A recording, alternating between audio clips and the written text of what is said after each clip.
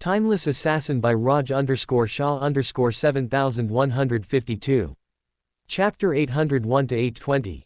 Chapter 801 Not Enough. Time-stilled world, isolated training arena, Leo's POV. Thud. Leo fell to his knees, the chains digging into his skin as his trembling hands clawed weakly at the ground. For a moment, his mind could not register what had just happened. The fight was over. Cassio lay unconscious behind him, while the referee's voice had already faded into silence. 1 million wins. 1 fucking million. The words echoed faintly in his head, but they felt unreal, hollow, distant, like a dream he was too exhausted to believe. His breath came in ragged bursts as he leaned forward, pressing his forehead against the cold floor, the blindfold still clinging to his sweat-soaked skin. Then, as though something inside him finally gave way, he began to laugh. It started low, a weak, disbelieving chuckle that soon grew louder and deeper until it filled the entire chamber, reverberating off the metal walls. His voice cracked mid-laughter, turning into something halfway between joy and sorrow, triumph and regret. Ha, ha ha ha ha ha. He tilted his head upward, still laughing through the tears that now streamed down his face. His shoulders shook violently, the chains clattering as he tugged against them with raw, unrestrained strength until... Clank. Asterisk. The bindings shattered, fragments scattering like broken glass across the arena floor. He slumped forward, his wrists finally free, his breath uneven. Yet for the first time in years, he didn't feel tired. He felt free. 25 years, he whispered, his voice barely audible. 25 years for this moment. His aura flared suddenly, the air around him trembling as a surge of chaotic energy exploded from within. It shimmered uncontrollably, shifting from blue to red, then back to blue, each hue burning brighter than the last until the entire chamber seemed to pulse with light. He could feel it, the torrent of energy crashing through his circuits, trying to find balance, as with the bindings on his hands removed, his body channeled mana once more. Fuck this shit, I'm never fighting without a dagger in my hand ever again. He resolved, as his emotions, long buried under discipline and silence, finally surfaced, flooding him all at once. Anger, pride, grief, joy. Each emotion bled into the next, twisting inside him like molten glass as his aura spiraled higher, wrapping around him like a storm. I did it, he said, half laughing, half sobbing. I actually did it. He thought of his family, Amanda's gentle smile, Caleb's childish laughter, the promise he'd made to return to them soon enough, and felt like he could make it now. That he would not fail to keep his word. He thought of the countless nights of anxiety, the defeats that had crushed him, the endless rebuilds that had nearly broken his sanity. And yet, he had kept going. Every scar, every sleepless night, every ounce of pain, all of it had led him here, and now, he felt like he was finally free. Referee, he demanded, as the match official came running into the arena. Kneeling before him in reverence. Get the kid and yourself out of here, and reward the kid with a million MP. He's a great fighter. Bright future. Tell him that the Lord praised him when he wakes up. Leo instructed, as the referee nodded and carried the unconscious Cassio on his shoulders. For a while, Leo steadied his breathing as he tried to bring his emotions under control. However, his joy at this moment seemed too large to contain, as no matter how hard he tried, the stupid grin refused to wipe off his face. Well, I guess it can't be helped, he said eventually, as he stood up, removed the leg binds and the blindfold, before reaching into his storage ring for the Emperor's Suppression Manual. It's a joyous day, I hope the manual doesn't ruin the fun by presenting me with illegible jargon. Leo prayed, as he flipped the book open, only for the pages to be instantly illuminated by purple text. Congratulations for completing the second stage of the Emperor Suppression Manual. You are officially the youngest in history to reach this mark. The manual praised, as Leo raised a surprised eyebrow at the book's kind words. It was unlike the manual to offer simple words of praise, however, Leo just took it to be his lucky day. However, although your achievement is extraordinary, your journey remains incomplete. You have conquered 1 million foes without tasting defeat and have grasped the meaning of what it is to be an emperor upon the battlefield. You have learned that victory, for an emperor, is not a matter of chance but of certainty and inevitability born from absolute will. You have understood that an emperor's will is law, and his blade, the execution of that law. Yet, What you still fail to command, is the fear that an emperor must inspire. The text glowed brighter, its lines crisp and steady. No matter the number of enemies, their strength, or your condition. Your defeat to one beneath your tier is now an impossibility. You shall never be shamed by defeat to a junior again. However, your killing intent is still not strong enough to snuff out the lives of millions with your will alone. Leo read on, his smile slowly fading, as the manual moved on from the irregular words of praise to its regular programming of passing down convoluted words of wisdom. Unfortunately, despite your unmatched streak and the powerful aura you now wield, your essence remains insufficient. Your victories have forged control, but not fear. Power, but not terror. You have conquered mortals, but not mortality itself, and hence your path to becoming a true emperor remains incomplete. The book pulsed once more, and a final line appeared, burning blood red against the page. Final requirement for ascension. Indiscriminately slaughter 2 billion human souls to temper your killing intent and ascend beyond hesitation. For only through the baptism of mass death will you temper your killing intent enough to make it worthy of the title of an emperor. The manual instructed, as Leo froze, the words before him sinking into his consciousness like poison. You've got to be kidding me. He muttered, as he couldn't believe that despite everything, he still needed to do more to advance to monarch tier. Chapter 802 News spreads. Time-stilled world, isolated training arena, Leo's POV.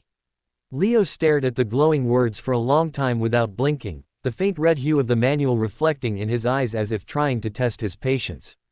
The fuck is wrong with this family? Who the fuck makes a meditation manual this way? Leo cursed, as he resisted the urge to just tear the manual in his hands to bits and pieces. No wonder Caliph turned out to be as twisted as he is. If I had the timeless assassin for a father, maybe I'd have killed him too. Leo vented, as he slammed the manual shut with a thud, and put it back inside his storage ring. Kill 2 billion people, and that too indiscriminately. What's fucking wrong with you? While I don't mind killing soldiers, enemies are people who have wronged me. Killing old women, children and innocent citizens is not my style. I'm not interested in killing infants and cripples. Leo complained, for while the idea of killing 2 billion people did not exactly repulse him, doing so indiscriminately without reason, without line or measure, somehow felt fundamentally wrong. He already knew that his killing intent was weaker than it should have been. Multharic had told him as much once, explaining that a person's karma shaped the very texture of their aura, and that to cultivate a killing intent as dense Multharax, one would have to drown entire galaxies in blood. However, at the time, Leo had dismissed those words as a distant inevitability, something that might someday be required of him far in the future, and not something he would need to fulfill before even becoming a mere monarch. Fuck the timeless assassin, that fucking prick. Leo cursed, all his frustrations bubbling out at this moment, as he couldn't believe that after defeating 1 million opponents in a row, he still failed to meet the requirements to become a monarch. If only that old geezer was in front of me right now. I'd show him how to hide a fucking apple. He cursed, as he ran both his hands through his hair in frustration, gripping the strands so tightly that his knuckles turned white, before dragging them down his face with a groan that echoed through the empty arena. His shoulders heaved, every breath sharp and uneven, as if the very air mocked him for trying so hard. The veins on his neck stood out, his pulse beating visibly beneath his skin as he paced back and forth across the cracked floor, muttering curses under his breath. Wanker. Milk dad. Can't grow a proper beard. Half nut. Geezer. Womanizer. He said, as at one point, he kicked a loose stone so hard it ricocheted against the far wall and shattered into dust. Crack. 1 million wins, he hissed, his voice trembling between fury and disbelief. And it's still not enough. It's never enough. He clenched his fists until they bled slightly, his jaw locking as he forced himself to stop shaking, staring blankly into the dark, as he laughed bitterly at his own helplessness. Meanwhile, inside Skyshard City. News of his millionth win traveled fast inside Skyshard City, with both Amanda and Chaosbringer being informed about the milestone only a few minutes after Leo achieved it. Sir, there's an urgent report. The official tending to Lord Skyshard's isolated mansion has just called to inform us that the Lord has completed his mission of securing 1 million wins in a row. And that he's finally free of his grueling training. An assistant informed Chaosbringer, who beamed from ear to ear at The news. That's great news, and undoubtedly a monumental achievement. The Lord has worked incredibly hard to reach this milestone, and if I know him well, then he would wish to celebrate this achievement with close friends and family. Chaosbringer mused, as he stroked his chin thoughtfully. Prepare a surprise banquet for the Lord, inform the cult monarchs, and the Lord's family members to be in attendance. I think the Lord will appreciate an evening off after all the hard work he's been putting in. Chaosbringer instructed, as the assistant nodded in understanding. Similarly, in another part of the city, Amanda too received the news of Leo's millionth win. For a long moment, she simply stood still, her hands frozen. Mid-motion as the message repeated through the crystal communicator in her palm. Ma'am, the Shadow Dragon has completed his training regiment and finally secured his millionth win. The cult messenger on the other side repeated, as for a while the words refused to register in her head, her lover's brain refusing to believe them, as if afraid this too was some hopeful illusion that would vanish if she breathed too loudly. He did, she repeated, doubtfully, before letting out a hearty chuckle, as long-suppressed emotions finally began to surface. He did it, she whispered faintly, her voice trembling with a mixture of joy and exhaustion, as her knees gave way before she realized it, causing her to crash onto the couch under her. Of course he did, he's my husband, she said with pride, as the first tear streaked down her chin.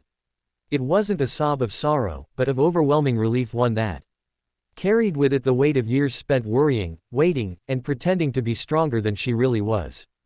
A shaky smile formed on her face as she pressed the back of her hand to her lips. Finally, it's over, she murmured, her voice breaking as another tear fell. You can finally rest, Leo, you can finally come home. She tilted her head up slightly, gazing out through the glass wall of the Skyshard mansion, from where the backyard garden was visible.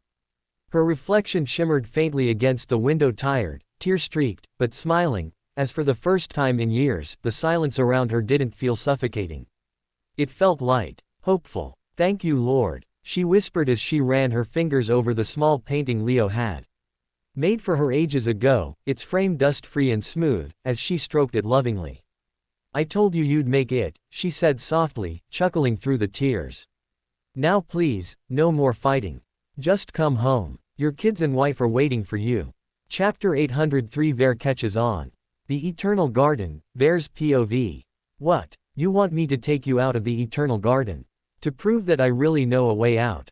Raymond asked, his expression wavering between disbelief and amusement as he leaned forward, resting a hand against his chin. Ver met his gaze without flinching, his tone steady and his face serious.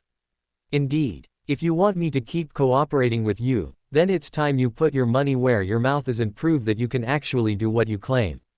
Raymond's brow lifted slightly, a faint smirk tugging at the corner of his lips. And how exactly do you want me to prove it? Simple, Ver replied. You take me outside, just once, and show me that you can really slip past Calith's surveillance. Let me see the world beyond with my own eyes, then bring me back before anyone notices I'm gone. You're a demigod, I'm a transcendent. I couldn't harm you even if I wanted to, so there's no danger to you. But if you truly want my cooperation, I need proof. Prove to me that you're not lying about being able to set me free, and I'll teach you the next move. Ver spoke with calm finality, as for a long moment Raymond simply stared at him, his expression unreadable. Well, what a stupid request. You think I'd lie to you about something like that? Of course I know how to sneak you out of here, Raymond said at last, releasing a slow sigh as his gaze wandered toward the sky above, his tone light, almost playful, as if he were holding back laughter.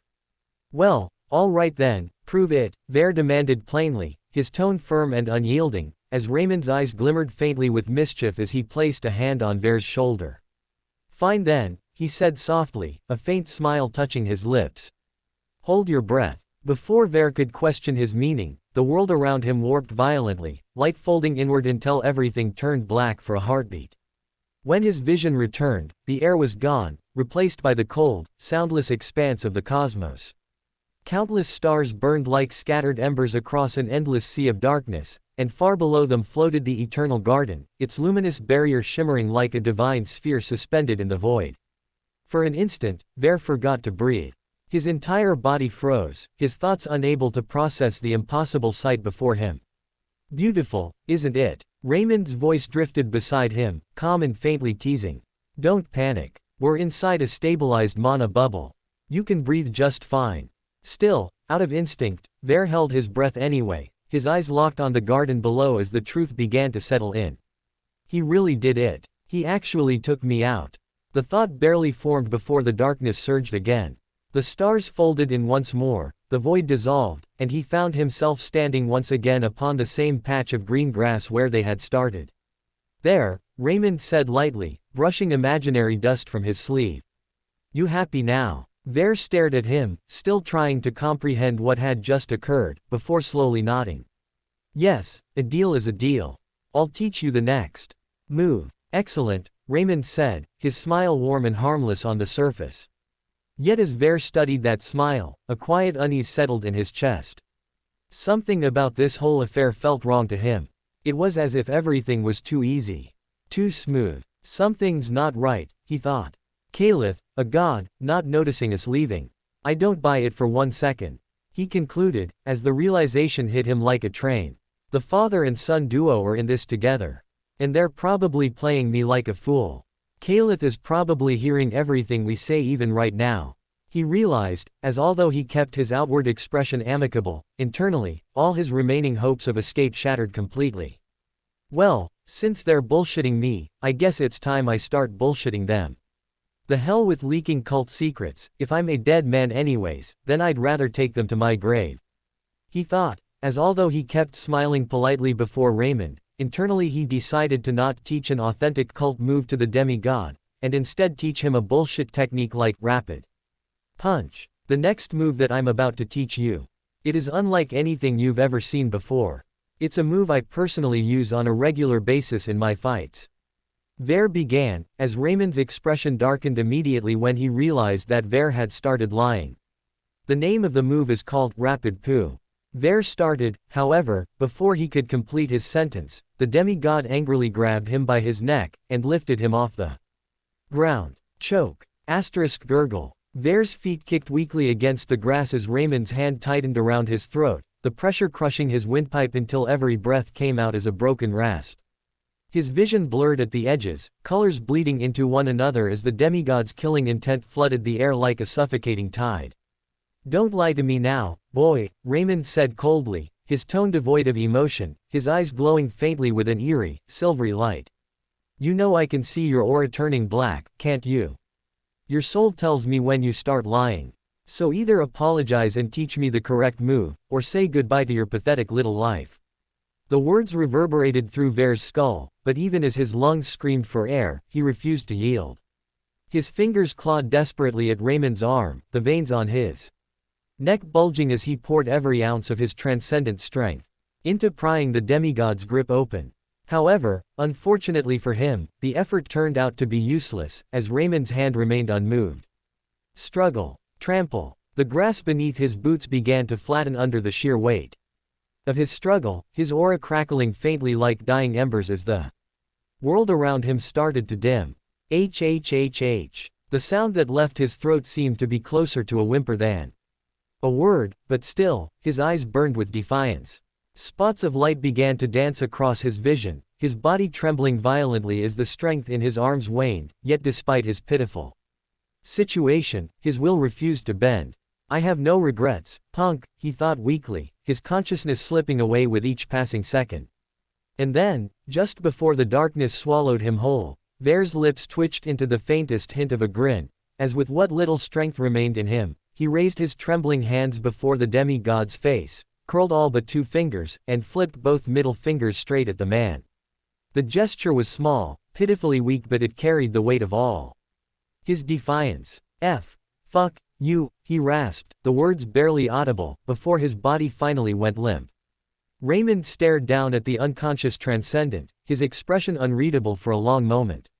Then, a small, humorless smile crept across his face as he loosened his grip and let Ver's unconscious body fall onto the grass below. TCH, still defiant, even at the brink of death. You're definitely a blood relative to me, he murmured quietly, his tone almost admiring, though the faint flicker of irritation lingered in his eyes. We had a good thing going here. But I guess, there will be no more perks for you to enjoy between now and your execution. By not choosing to help me, you've essentially become a dead man already. Chapter 804 The Plan. The Eternal Garden, Calith's POV. Idiot. Calith muttered, his voice calm but edged with quiet irritation, as he couldn't help but feel disappointed in his son Raymond for the way he had handled Ver. Just like Ver had guessed, he had indeed been listening in on their conversation from afar, and could analyze the exact moment where Raymond had messed up. You took him out of the garden too easily. Of course he would catch on to us after that, he mused, his tone carrying that rare mix of frustration and weary amusement that only a father could have toward a reckless child. All the talent in the universe. You could have become the greatest warrior the universe had ever seen, even surpassing your grandfather, but unfortunately, you don't have the mind for it. You don't think before you act, and despite being 5 centuries old, you still behave like a spoiled child. Calith complained, as he couldn't come to terms with how he had raised such a brainless child. Now Ver won't cooperate with you anymore. And my plan to uncover the cult's secrets has gone to waste. Sigh. Letting out a deep sigh, Calith shook his head, wondering yet again as to when Raymond would finally mature and become more reliable as his greatest asset. Meanwhile, within the time-stilled world, Leo's POV. Leo sat hunched forward, elbows on his knees, fingers pressed against his temples as he tried to make sense of the numbers spinning through his head. Ver's execution is in 45 days, outside world time, he thought quietly, his expression tightening. Inside the stilled world, that's roughly 4,500 days, plenty on paper, but only if I never step out. He leaned back, staring blankly at the ceiling as the math continued to unfold in his head. But I can't wait until the last day. I need to be back on Ixtal with the cult army at least 15 days before the execution. That cuts it down to 30 days, 30 days outside, 3,000 in here. He exhaled sharply through his nose, his patience thinning. Out of those, Multheric needs 1,000 days for my final training, leaving me with 2,000 days 20 outside to ascend to Monarch. His hands clenched slightly. And even that's not possible here. I can't exactly kill a couple billion people inside the stilled world. Which means I'll have to step outside early to do it. He closed his eyes, jaw tightening as the grim reality settled in. And that means my timeline just got even tighter. He concluded, as the weight of that thought pressed against his mind like an unrelenting vice. Yeah, I'm fucked, he thought, as he sat in silence for a long while, until eventually, his own voice shattered that calm. Without becoming a monarch, I won't be strong enough to learn the technique Multheric intends to pass on, and without that technique, I'll have no way of leading the cult army to save Ver. The words escaped him like a confession, his voice rough and low, as he felt the irrational urge to pull out the Emperor Suppression Manual from his storage ring and tear it to shreds, if only to vent the frustration that had been gnawing at him ever since he finished reading its latest instructions. But if I do go down that road and somehow make it through, by the time I return, 4,500 days will have passed in here, and my kids will already have turned 15 and 18, destroying any hope for me to be a part of their lives in a meaningful way. Not to mention Amanda feeling heartbroken. Leo said, as he exhaled sharply, while his fingers traced aimless patterns against his knee. However, if I don't ascend to monarchhood, my aura will never stabilize enough for me to even stand near them. Which means I can only watch from afar and never meet them, no matter what. Leo realized, as he felt helpless being stuck in such a difficult conundrum. I guess there's no other way around this. I can't compromise on my ascension to monarch. And I can't compromise on trying to be a family man. So there's only one right way to do this, he said in a shaky tone, as he weighed the pros and cons of this final route. The only way out of this mess is for me to send Amanda and the kids to Ixtal under Soren's protection, while I go out there and try to ascend to monarchhood within the next 30 days. He leaned back slowly, his fingers tightening around the edge of his chair, as his mind turned over the implications of his own words. On one hand, that plan ensures that my family won't have to wait more than a month to see me again, but on the other hand, the security of Ixtal is nowhere as good as the stilled world. He paused for a moment, his tone shifting lower, as though the words themselves were weighing on him. There's no telling when the righteous gods might descend on Ixtal and make a move against Soren, and if I'm not there to save them at that time, he trailed off, his jaw tightening as the thought formed but refused to leave his lips. Still, after a long moment of quiet contemplation, he exhaled and shook his head slightly. Even so, that's the path with the fewest pitfalls. Security might be uncertain, but at least this way I'll still be a part of their childhood. And still have a chance to be a father. He said at last, as he stood up from his seat. To ensure their safety, I'll send Su-pei and Dumpy with them to Ixtal. As bodyguards. That way, I'll know they'll be as safe as they can be. But beyond that, I really see no way out of this mess. He said in a low tone, as he made up his mind on what to do next. Chapter 805 The Surprise Banquet. The Surprise Banquet Grounds, Chaosbringer's POV. The wind carried with it the faint scent of wine, roasted meat, and freshly poured mana elixirs as the evening air settled softly over the remote valley between Skyshard City and Leo's isolated mansion. Rows of white tents stretched across the open field, their canopies glowing faintly beneath the suspended mana orbs that drifted lazily above like tiny silver moons, casting ripples of soft light across the marble tables arranged beneath them. Chefs moved briskly behind the counters, their hands blurring as they plated dish after dish of golden pastries, crystal-glazed meats, and glimmering fruit that shimmered faintly under the mana lights. Waiters in sleek uniforms drifted quietly between guests, refilling glasses that caught the evening's glow, while the quiet murmur of conversation filled the air, soft and measured, as if everyone present knew that this gathering was meant to celebrate something monumental. At the center of it all stood Chaosbringer, his long hair tied loosely behind his back, his eyes gleaming with satisfaction as he observed the scene unfolding before him. Perfect, he muttered, his tone half proud, half nervous, as he adjusted the collar of his coat and took in the sight of the guests he had gathered with such care. Amanda Skyshard stood near one of the larger tables, her expression tender and expectant as she smoothed the hem of her gown, trying to look her absolute best for her husband. Beside her, Alia and Luke shared a quiet laughter, the kind that spoke of nostalgia and longing both, their faces bright with the simple joy of anticipation. Man, it's been so long since I've last seen him, Luke said, raising his glass slightly, the faintest smile tugging at his lips. It'll be good to see my little brother again. Amanda's eyes softened at his words, while Alia nodded eagerly, her excitement barely contained. He's been training for so long, she said, her voice light with hope.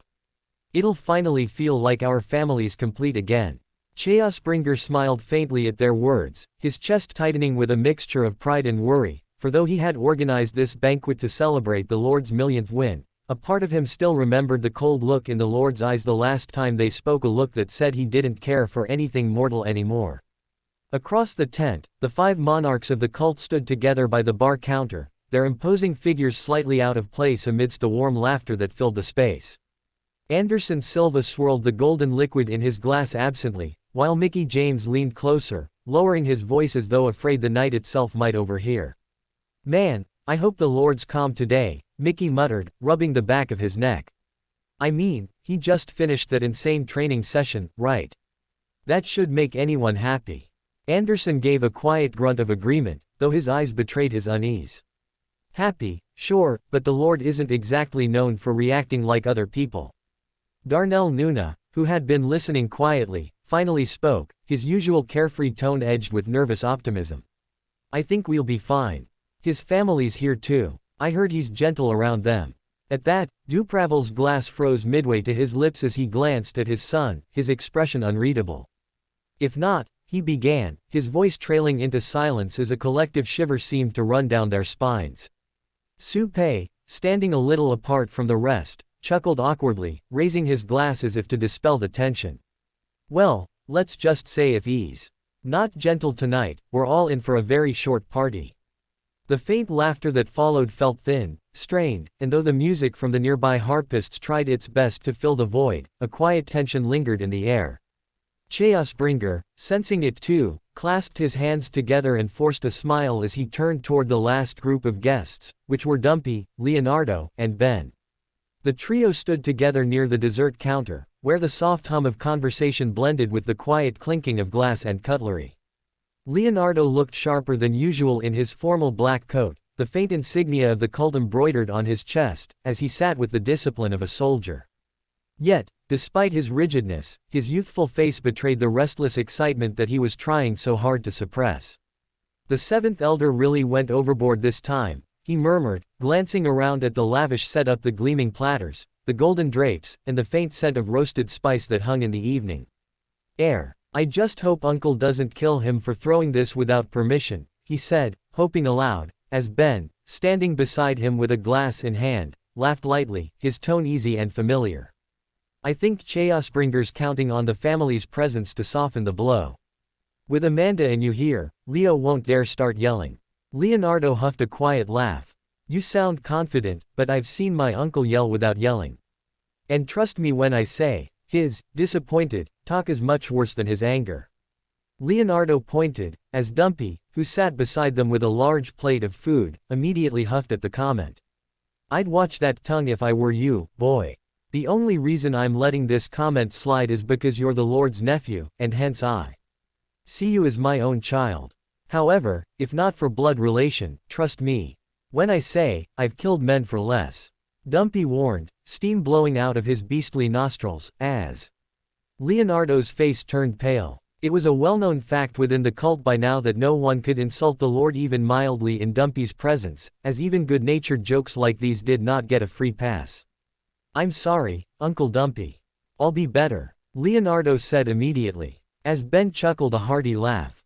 Oh, how the tables have turned, our little Dumpy has grown from a tiny frog no one took seriously, to the bully of the big boys.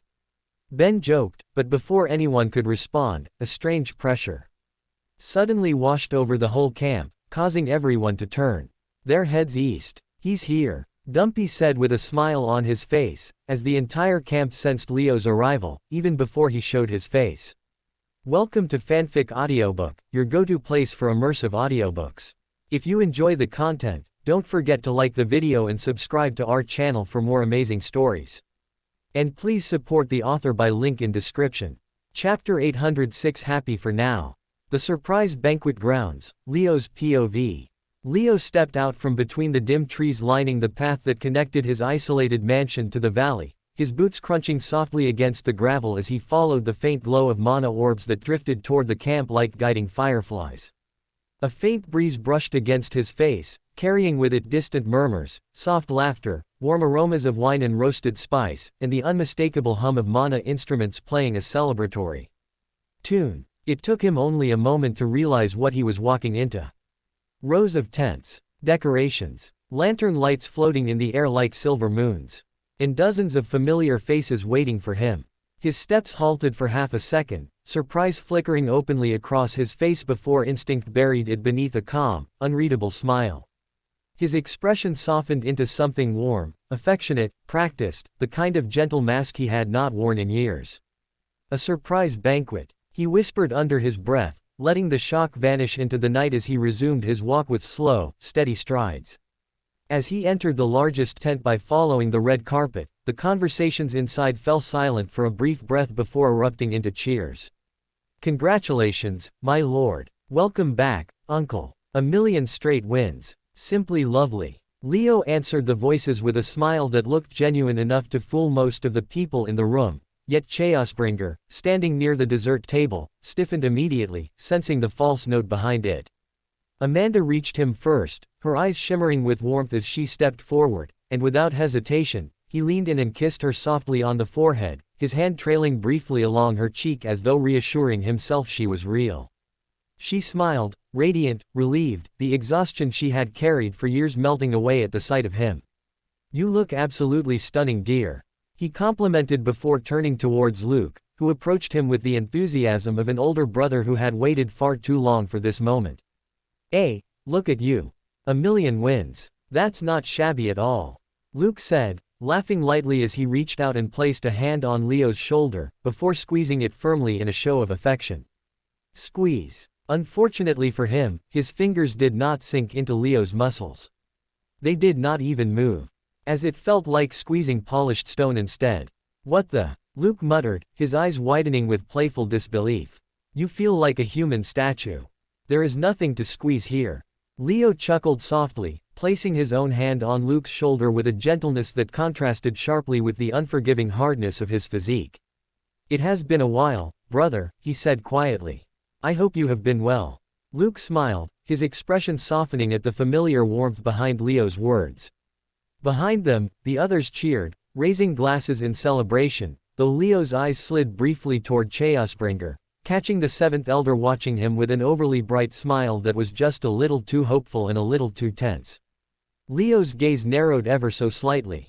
A cautious side eye. Just enough to warn. Just enough to remind. As Chaosbringer immediately straightened his back, his smile becoming painfully polite as Leo turned away.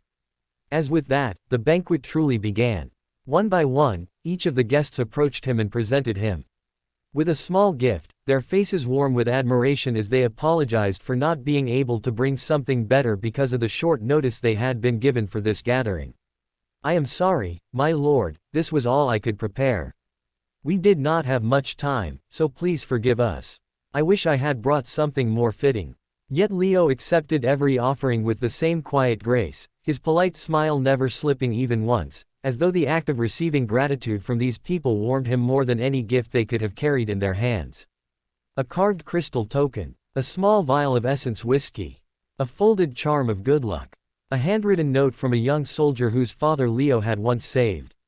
Little tokens, humble offerings, each presented with a nervous bow. Leo thanked them all patiently, offering soft words in return, as he listened to each person as they spoke their well wishes, before then asking about their families, their health, their training, and responding with the gentleness of a leader who wanted to reassure them that the shadow dragon standing before them was still human. To anyone watching, he seemed relaxed, almost cheerful, his posture open and calm as he made small talk with his subordinates and family alike, every nod and every smile perfectly measured, perfectly composed, perfectly normal. Yet beneath it all, behind the pleasant expression and the easy laughter, his thoughts churned like a storm he could not dispel. His future, his timeline, his impossible task, his family's safety, his upcoming ascent or doom. Every fear clung to the back of his mind like a shadow that refused to disperse, but he buried it all completely, offering those around him nothing but the brightest version of himself that he could muster. "What is it, Lord Father? Why are you so tense? The Lord Father I know would have drunk a barrel of wine by now if he were truly happy. But the fact that you have only drunk a couple glasses tells me that this celebration is not something you have your mind on," Dumpy said softly, as of all the guests gathered here, he became the only one to notice the fears clouding Leo's mind.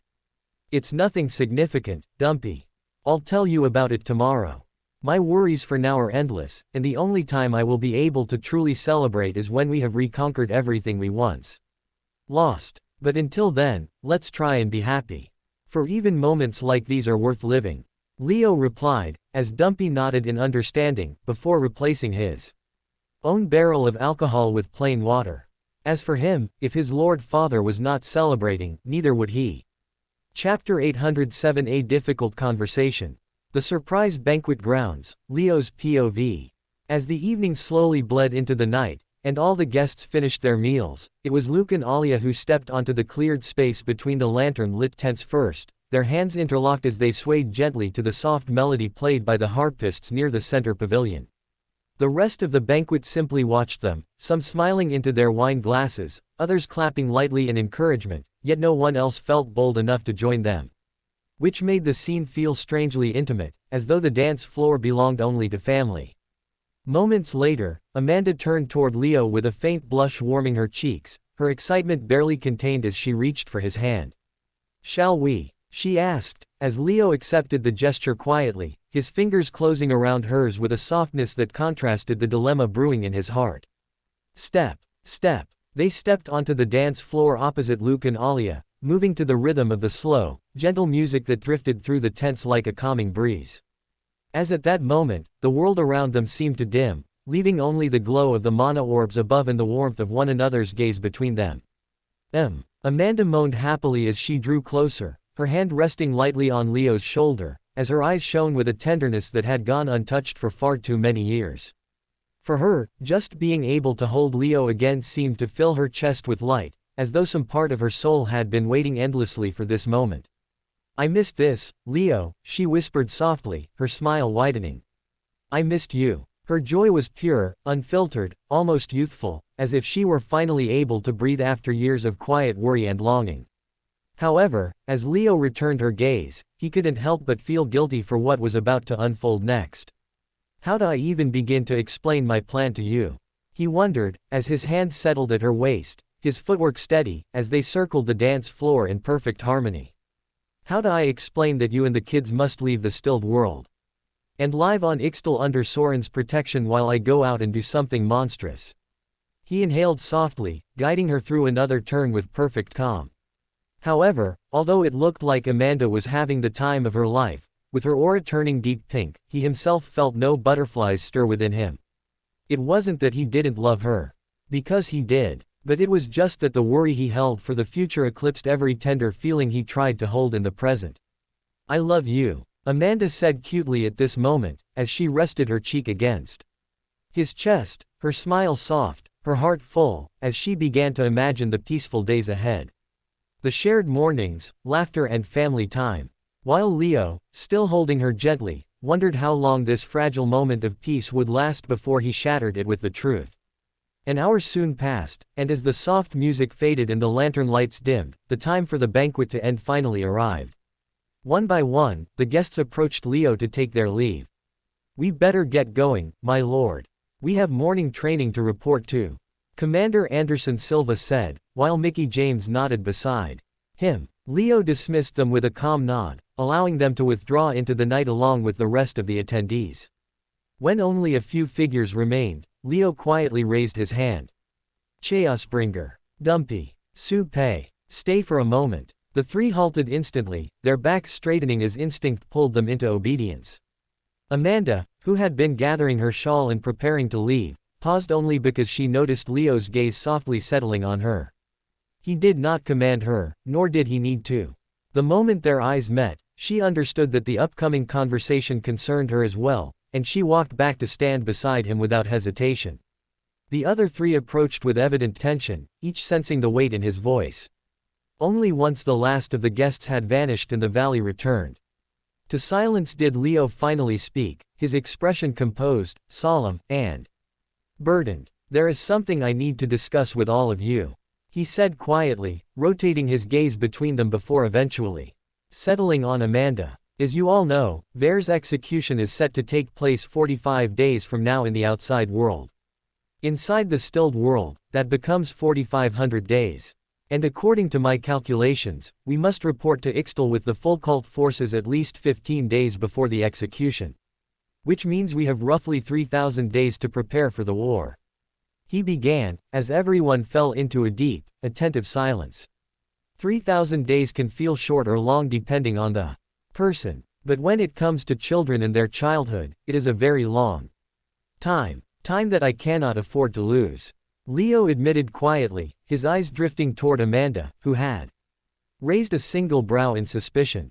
And since I promised my wife that I would spend more time with the kids, I have decided to send her and the children to Ixtal for the next month. I want them back in the wider universe, where time flows normally, so that I do not lose their entire childhood while I remain here preparing to save Vare. His voice softened, though the tension in it lingered. But I cannot send them out without protection. Which is why I wish to send the two of you as their escorts, Leo said, turning toward Dumpy and Su Pei, who both bowed almost immediately in solemn acceptance. Rest assured, Lord Father. I will die before I let any harm befall your children. Dumpy swore, his tone firm and unwavering as Leo nodded in approval. However, as he turned back toward Amanda, he was met with a full, unmistakable frown forming across her face, as she let him know through her expression alone that she was not completely on board with this arrangement. Chapter 808 The Last Straw. The Isolated Valley Path, Leo's POV.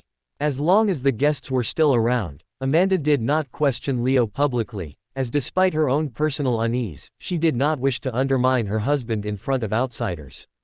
However, the moment the last lantern dimmed and the final footsteps of Leo's subordinates faded into the night, Amanda's hand slipped away from his, and the gentle warmth she had shown all evening vanished with it. She turned toward him slowly, her eyes sharpening with a quiet fury that made Leo's spine straighten on instinct, as though he were facing a calamity far greater than any opponent he had ever fought. Leo, how confident are you that sending us to Ixtal is safe? Her voice was calm, Too calm. The kind that made Leo's heartbeat hammer in his ears, because this was not the voice of a wife asking a question. But instead, the voice of a mother protecting her cubs. Amanda, he began, his voice smooth as he tried to pacify her anger. However, it seemed counterproductive, as she already looked at him as though she had caught him committing a grave sin. In essence, it should be safe enough, he answered, choosing his words slowly as his throat tightened. After all, Soren is protecting Ixtal himself. But I cannot pretend it is as safe as the stilled world. That part is true, he admitted, as Amanda scoffed. Scoff. Her disbelief was loud, her expression twisting as if she no longer recognized the man standing before her. Darling, listen to me, Leo said, as he reached out and tried to close in the distance between them, only for Amanda to shove his hand away, as she glared ferociously in protest. Do not touch me, she warned, her glare cutting him deeper than any blade. This new you. It's like I don't even know you anymore. She began, her voice trembling with a mixture of heartbreak and restrained rage, as she sized him up and down with disappointment. Because the Leo the first knew, the Leo the first loved. He cared for his family more than anything in the universe. And he would do everything in his power to keep them safe. Her lips quivered. He may not have been as strong as you are now. But he certainly had more spine. She admonished, as Leo lowered his head in shame. Every word she said today hit him like a punch to the gut, because none of it was exaggerated. None of it was unfair. You know, in her last days, Mother only wanted to spend time with you and Luke. But you were not there. She continued, her voice cracking, as Leo closed his eyes. Same with Father. He was so proud of you, so proud, but when it mattered most, you were gone. She reminded, as his chest constricted painfully. And even then, Leo, even then, I said nothing. Her breathing wavered. When Caleb and Myron cried as infants, and I had no one but nursing maids around me, even then, I said nothing. Her hands tightened into fists. I left my career as one of the cult's best blacksmiths. 5 years, Leo. I have not touched a forge in 5 years. Because raising children is a full-time duty, and still, I said nothing. Leo bit down gently on his lower lip, unable to defend himself. And even today, she said, her voice thinning with exhaustion, even today, I am letting your decision slide. And accepting your judgment like a fool, only because I want to believe that you are doing this to spend more time with your children later, and not because you are pushing us away yet again. She said, as her gaze hardened. But hear me clearly, Leo. This is the last straw. She stepped closer, her eyes burning into his. If my children get hurt on Ixtal, or if you do not clean up your act after saving Vare, then I will not be the gentle Amanda standing here today. That much, I promise. She warned, as Leo bowed his head so deeply that his hair slipped over his eyes, shielding the shame written across his face. I understand, he whispered, his words low and shameful. Do not worry, love. I promise I will be better after this. He said, yet even as the vow left his lips, a cold, unsettling truth lingered in the corner of his mind, which made him doubt the authenticity of his own words. Will I really be better? Or will something new occupy my mind? He wondered, as he gulped a mouthful of saliva and watched Amanda storm off in anger. Meanwhile, within the Forge District, Supreme Master Argo's POV. Hiss. Shut. The hiss of hydraulic vents echoed across the dim, metal-lit chamber. As Argo snapped shut the final crate of tools, each piece inside polished to a mirror sheen and arranged with military precision. The old Forge Master straightened his back, the weight of years resting on his shoulders, though his eyes burned with a bright, unshakable fire. This is it, lads. His voice cut through the workshop, low and steady, as 6 of his finest apprentices and senior blacksmiths stood before him, their uniforms crisp, their expressions solemn. The greatest project you will ever take part in. He lifted a compact, rune-etched hammer from the table, letting its familiar weight settle in his palm before placing it carefully into his travel kit. This time, we are not forging a blade for a general, or an elder, or even a dragon. He looked each of them in the eye. This time, we forge a blade for the Lord himself.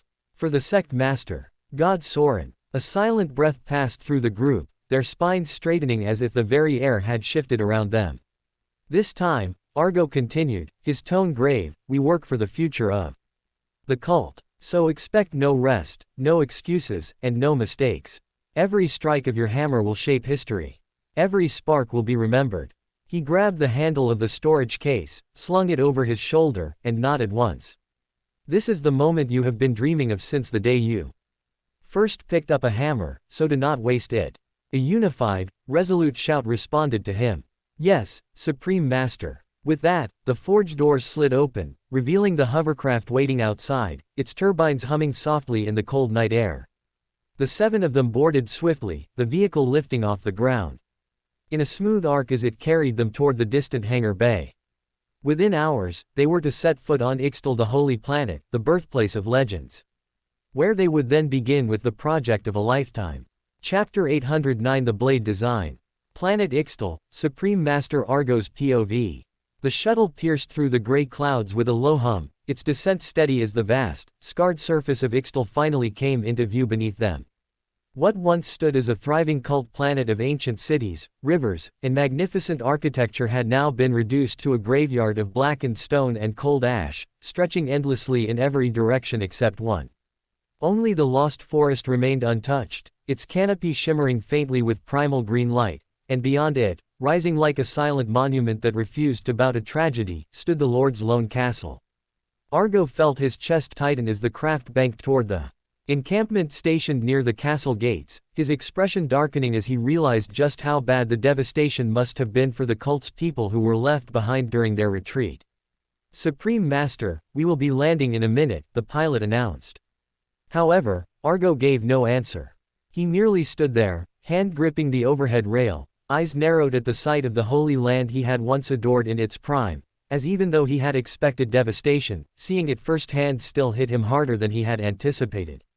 Land. Scourge. The craft touched down with a soft hiss, and as the doors slid open, the cold wind rushed in, carrying with it the smell of burnt soil and old grief. Argo stepped out first, followed closely by his 6 apprentices, their boots crunching against the brittle ground. The nearest cluster of survivors paused mid-task as they spotted him, taking in the sight of an elderly man with iron-gray hair tied back, his forge apron fastened tightly around his waist, and his long beard braided neatly with metal cuffs. For a moment, silence gripped them all. Then one of the commoners, an older woman with soot-stained hands, pressed a trembling palm to her mouth as tears welled in her eyes. It's him, it's really him. Supreme Master Argo. Her voice cracked, and suddenly several others gathered, their expressions overflowing with relief and reverence. The cult's greatest blacksmith has returned. Master Argo, praise the heavens. Argo stood frozen, taken aback by how quickly they recognized him, and because they did, the weight on his heart grew even heavier.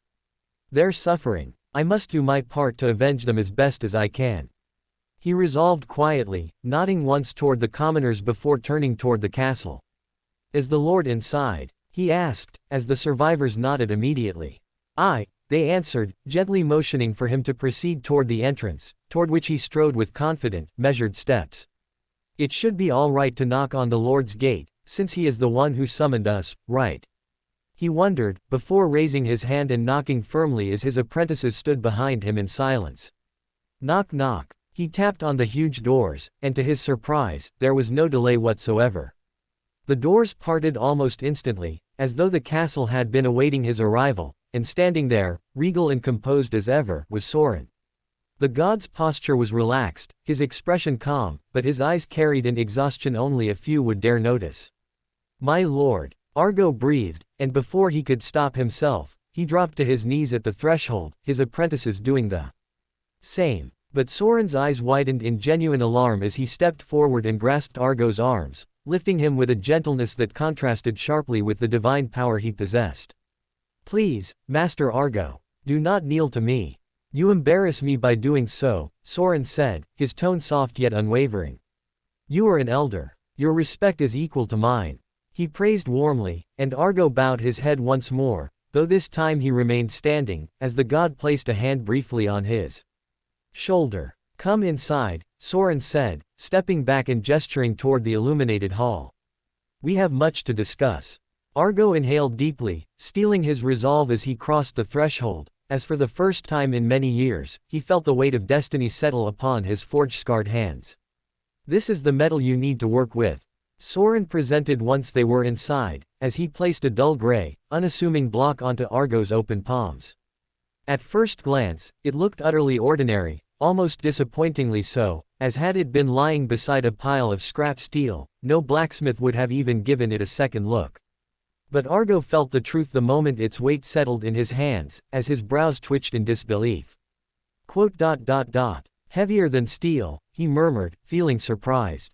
Far heavier. But this size and density should not weigh this much. He lifted it gently, testing its balance, and nearly cursed aloud. No metal, no alloy, no divine forged mineral weighed this heavily without turning radioactive or unstable. However, this block was somehow completely inert. Interesting, very interesting, he mused, as he placed both hands around the block, inhaled, and slowly pushed mana through his fingertips and into the metal. Every metal in existence reacted to mana. Even inert materials trembled, resonated, or emitted faint vibrations. When mana passed through them, some metals hummed, some glowed, some expanded or contracted microscopically. Some even sang softly, notes heard only by experienced smiths. It was the law of metallurgy in a world where mana flowed everywhere. But this metal, it showed no reaction, no hum, no vibration, no shimmer, no song. It was like forcing mana into a void that swallowed everything without so much as a quiver. As feeling it, Argo's eyes widened in disbelief. By the heavens, he whispered, his voice cracking at the edges. Such a unique element. It rejects all external mana entirely. It does not resonate. It does not tremble. It does not even acknowledge that mana exists, he said in shock, as he ran a thumb over its smooth surface. It looks metallic, but it is not exactly a metal. It carries a weight much heavier than lead, but is still not radioactive. It is cold to the touch, yet absorbs no heat. It should be impossible, yet here it is. Argo shook his head slowly, awe and fear mixing in equal measure. My lord, what is this thing truly made of? He asked curiously, as Soren folded his arms, his expression solemn. It is called origin metal. It's the remnant of a time before the universe as we know was created. So in a way, it predates even mana, he said, as Argo's breath got caught in his throat. No wonder, mana does nothing to it. It existed before mana ever did, he said in disbelief, as Soren nodded in acknowledgement. That is why I need you, Supreme Master, to shape it into a formidable weapon that fits my fighting style. He reached forward, tapping the surface of the block. Something like this, he said as he held up a parchment and unrolled it across the nearest table. 2 double-edged blades, both lightly curved, 33 centimeters in blade length, 11 centimeters for the handle, with the balance point centered exactly 1/3 from the hilt. Argo leaned in, eyes narrowing with intense focus. I need the weight concentrated toward the midsection of the blade, Soren continued. Not the edge, not the hilt, but the center. Enough to allow rapid directional shifts while ensuring each strike carries crushing force. Argo nodded slowly, absorbing every detail as Soren pointed toward the cross-section sketch. I also need the spine hollowed by precisely 1 millimeter, and the edges compressed until they are atom-thin. Not sharpened, compressed. Origin metal does not grind, so you must fold the edges into shape. He instructed as Argo swallowed hard. That will be absurdly difficult, my lord, he admitted, as Soren offered him a faint, tired smile. That is why I asked you, Master Argo. I know it is hard, but it is what I need, he said, as silence settled between them. This is it, the project of a lifetime, Argo thought, as his fingers traced the hidden potential within the origin metal, while his mind raced through techniques, temperatures, enchantment possibilities, and other such details necessary to process it. This metal will most likely not obey conventional rules. He realized even before starting the forging process, as he knew this was going to prove to be an absurdly difficult challenge. Chapter 810 The Soul Forge. The backyard of Soren's castle, Supreme Master Argo's POV. By sunrise the next day, the castle's quiet backyard had transformed into a temporary forge zone, with Argo's apprentices erecting worktables, securing mana furnaces, and assembling an array of hammers, tongs, crucibles, and runic stabilizers with practiced efficiency. Smoke curled from the furnace vents as the first flames were lit, the air filling with the familiar scent of burning coals and heated metal, a scent Argo had lived his entire life in. At the center of it all sat the block of origin metal, resting on a stone slab like an ancient relic waiting to be awakened. "Crucible ready, Supreme Master," one apprentice reported, lifting the reinforced container that had been layered with heat runes for extreme temperature forging. Argo nodded once. "Place it inside. Begin with a high boil mana flame. Let us see how it reacts," he instructed, as two apprentices lifted the origin metal with enchanted tongs and lowered it into the crucible, while another adjusted the furnace levels. Soon, mana flames began to swell in a bright blue hue as the temperature surged past the melting point of diamond, then tungsten, then celestial alloys, as the air around them shimmered violently from the heat. A couple minutes passed, then a dozen, then an hour. Sweat dripped from brows. Mana flames roared red hot, as the temperature climbed higher and higher until even the air felt like liquid fire.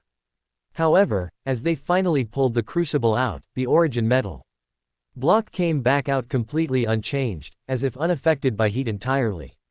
Clang! Argo stepped forward, inhaled, and touched the block, as to his surprise, the surface temperature did not seem to have changed a single degree. "Cold," he whispered. "Exactly as when it went in," he observed, as the apprentices exchanged uneasy glances. "Master, this metal does not seem to absorb heat. There is no surface expansion, no color shift, nothing." One leaned closer, voice trembling. "There is no way to reform this metal through melting," he said, as another tested it with his hammer. Clang! The apprentice hit it with all the force he could muster, however, the hammer simply bounced off harmlessly. Crack! The head of the hammer split clean in half, as the apprentice recoiled in shock. "Master, it is not naturally malleable either. Our tools will shatter before we even scratch it," he noted, as the others gasped collectively in disbelief.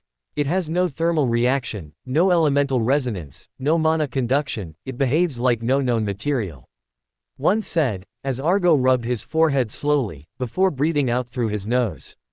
"So it seems," he muttered, as he placed a hand on the origin metal once more, closing his eyes as if listening to it. "Just as I suspected. It obeys no rule of conventional forging. It does not melt. It does not soften. It does not resonate. It does not bend." He opened his eyes, resolve sharpening. "We cannot reform it through heat. And brute force will only destroy our tools. Which means..." He trailed off, staring at Soren's sketches attached beside the work station. "Crafting it into a blade will come with challenges unlike anything we have ever faced." The apprentices looked at him anxiously. Argo straightened his spine. "Prepare the soul forge," he said quietly. "We are dealing with a metal older than mana itself. We cannot treat it as mere metal. We must treat it as a living material. If conventional methods can't forge it, then the only way to mold it might be through using the soul forge," he said, as the gathered apprentices gasped in shock. A soul forge drained the strength of one's soul to operate, and for a blacksmith as advanced in age as Argo to operate it, usually meant certain death. "Master, please, reconsider. It's too soon to give up hope in all conventional methods and jump to a soul forge. Please, let's use other metallurgy tricks first," one of the apprentices pleaded. However, Argo simply chuckled at his words and shook his head. "Silly boy, this is not the time to worry about my health. The first priority for a blacksmith when accepting a project is to see it to its conclusion. Everything else becomes an afterthought. If even after entering the forge, your fickle mind wanders towards worldly matters, then you'll never become a blacksmith worthy of carrying forward the Argo Forge's name," he admonished, as the younglings all held their heads down in shame. The soul forge was truly unique in the sense that unlike every other forging mechanism ever conceived, it did not rely on external stimuli to shape its metal.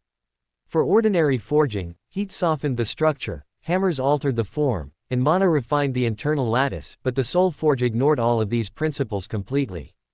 It operated on an entirely different plane of craftsmanship, one that existed between reality and the inner world of the craftsman. Its core function was simple in theory yet impossibly complex in execution. The forge absorbed the blacksmith's spirit, siphoning willpower and emotion in steady streams, converting them into a metaphysical force that could bypass the fundamental rigidity of indestructible materials. Strength, resolve, fear, guilt, ambition, pride, longing, love, hatred, memories, triumphs, regrets, the entirety of the blacksmith's emotional spectrum became strands of invisible energy that wrapped around the metal like molten hands. The soul forge used these strands to penetrate the structure of a material on a level far deeper than mana ever could, touching the essence rather than the surface. Where normal flames tried to melt the shell, the soul forge burned through the very identity of the substance, rewriting its nature molecule by molecule, or in the case of divine materials, concept by concept. It could bend what could not be bent, soften what could not be softened, and mold what existed beyond all mundane physics, because it did not attempt to change the material through force, but by imposing the blacksmith's will directly onto it. This was the reason only a handful of forgers in history ever survived prolonged use of the soul forge. Each strike of the soul hammer took a toll. Each shaping of the metal demanded a fragment of the soul itself. A weaker craftsman would collapse. A stronger one would age. Decades in moments, as only those with an unwavering sense of purpose could hope to wield it without losing themselves. Which was precisely why it stood as the only tool capable of handling a substance that existed before mana, before laws, before creation itself. As in Argo's understanding, origin metal was unlikely to bend to heat, pressure or enchantment, and the only way to forge it reliably was using the soul force. Chapter 811 Locking In. The backyard of Soren's castle, Supreme Master Argo's POV. The process of firing up a soul forge was truly unique and difficult, however, Argo's subordinates were thankfully all trained in how to do so. As unlike a normal forge, the soul forge was not a physical device that one simply switched on with heat, coal, or mana, but a ritual construct that needed to be awakened through layered inscriptions, spiritual alignment, and emotional anchoring. The base required to form a soul forge needed to be about 30 meters wide, and hence that was where the process began. Each apprentice knelt on the ground with a chisel of condensed mana, dragging the glowing tip slowly across the soil as the first ring of runes took form, while Argo supervised every stroke with the vigilance of a man who understood that a single mistake could cause the entire ritual to collapse and swallow them whole. The outermost ring was a script of stability, etched in spiraling patterns that locked the physical world in place so that the forge would not accidentally bleed into the land around them. While inside it came the second ring, carved with symbols that guided consciousness, allowing the forge to pull the blacksmith and his helpers into the in-between world where soul and matter existed freely. The third ring was the seal of emotional resonance, linking every participant's heart to the forge flame so the soul forge could draw from their will, their conviction, their memories, and even their fears. Keep your focus high, and arms steady, make no mistakes here. Argo instructed, as the apprentices continued with their glyphwork for the next hour, until they finally constructed the desired engraving. FWOOM. The engraved circles shone, first softly, then with increasing, as though a sleeping ast beneath, and stretching its limbs after centuries of slumber. I were waking up. At the center of the runic formation stood the actual soul forge, a furnace that looked nothing like a traditional blacksmithing device. It resembled a square anvil made entirely of black stone, its surface carved with layered murals of faces in agony, faces in triumph and faces frozen in serenity, which were all woven together in a symphony of raw emotion. Thrum. The structure vibrated, as although it had no chimney, nor a visible fuel source, a faint smoke began to rise from its edges, which escaped straight towards the sky above. Step. Step. Argo approached it slowly, placing his palm on the front panel as his apprentices gathered behind him in tense silence. Synchronize your breathing, Argo instructed, his voice low and firm, as his apprentices obeyed instantly. They all took their places around the forge, some holding tongs, some holding shaping tools, as they steadied themselves for the task ahead.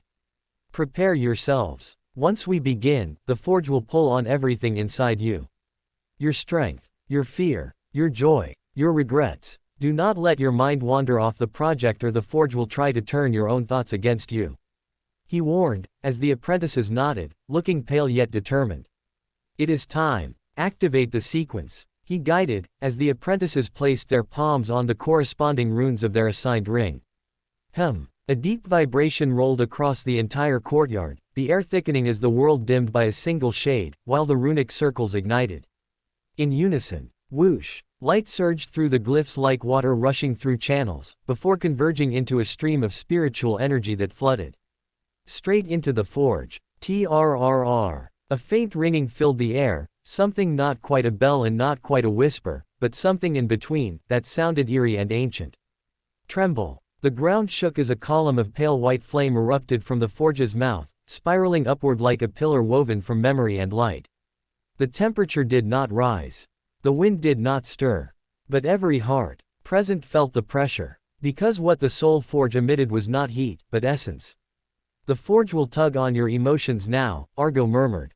Brace yourselves, he warned, as the flames bent inward, swallowing the forge, before sweeping outward in a violent burst that washed everyone in a thin veil of shimmering light. Glow. The instant it touched their skin, the world around them shifted. The castle in the background faded.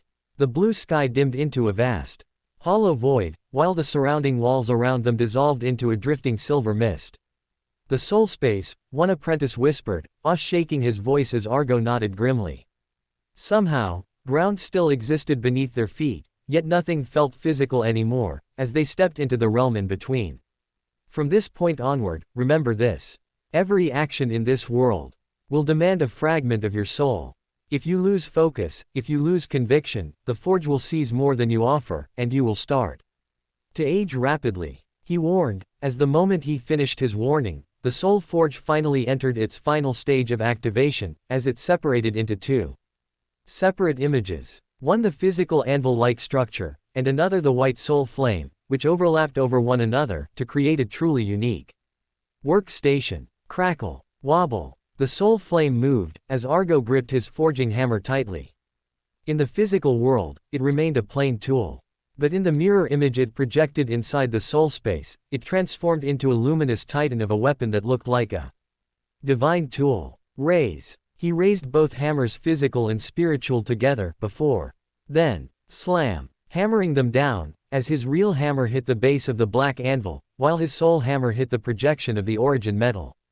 Within. Clang. For a heartbeat, nothing happened. Then the impossible occurred. As a tiny ripple ran through the origin metal. It reacted, an apprentice gasped. It actually moved. Another whispered, voice trembling with joy, as they arrived at the conclusion that this method was effective in working with the metal. However, Argo himself did not celebrate. This small change was not enough for him to feel happy, as he struck the metal again. Clang. Boom. Another ripple moved through its surface.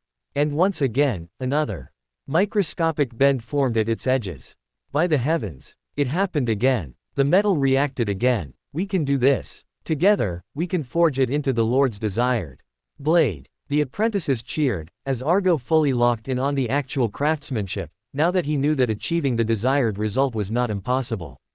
Chapter 812 Birth of Grudge Keeper. The Soul Space Forge, Supreme Master Argo's POV. Clang. Boom. The sound of the second strike still reverberated through the hollow expanse of the soul space as the origin metal shuddered again, its impossible surface rippling like disturbed water, even though no physical heat touched it. Argo felt the reaction not only through his eyes, but through his very bones, as a strange vibration crawled up the handle of his hammer and burrowed straight into his chest, tugging at something deep inside him that had nothing to do with flesh. What powerful resistance, he thought, as his lips curled into a faint, grim smile. Raise. Slam. Another blow followed, then another, each impact landing in a perfect rhythm, as the apprentices took turns playing their own part in this forging, as they turned the metal block and sprinkled oil on it as necessary. At first, only the origin metal seemed to change, its edges softening in the soul space projection, as the perfect cube slowly began to warp into an elongated shape, the faint outline of twin blades emerging like ghostly sketches from within the block. However, as the forging continued, it became clear that the sacrifices were not one-sided. One apprentice, a young man who had arrived on Ixtal with smooth skin and bright, hungry eyes, wiped his forehead out of habit, only to freeze when he caught sight of his hand. The skin along his knuckles had begun to wrinkle, as his fingers looked slightly more bony. Master, he whispered, as fear crept into his voice. My hand. Do not look away from the metal, Argo replied, his tone firm yet oddly gentle, as he brought the hammer down again. Clang. You knew the price when you stepped into the soul forge. We all did. So don't chicken out now. The more you look at yourself, the faster you will break. He said, as the apprentices swallowed their fear and steadied their breathing once more, channeling their focus and emotions into the flaming anvil at the center of this empty world. Time became difficult to measure in that place. Each strike felt like an eternity, yet they had no sunrise, no sunset to count the passing hours by, as the pale white soul flame flickered and twisted around the origin metal, reshaping it gently in response to every sacrifice they willingly poured into it. Slam, slam, slam. The block finally split along an invisible seam as two mirrored shapes unfolded from within, like twin fangs peeling away from a single jaw, as the beginnings of the double-edged blades finally began to take form. Their curvature was still rough, their spines thick and unfinished, but the length and outline followed the design Soren had requested, as Argo felt the slightest hint of pride stirring in his chest.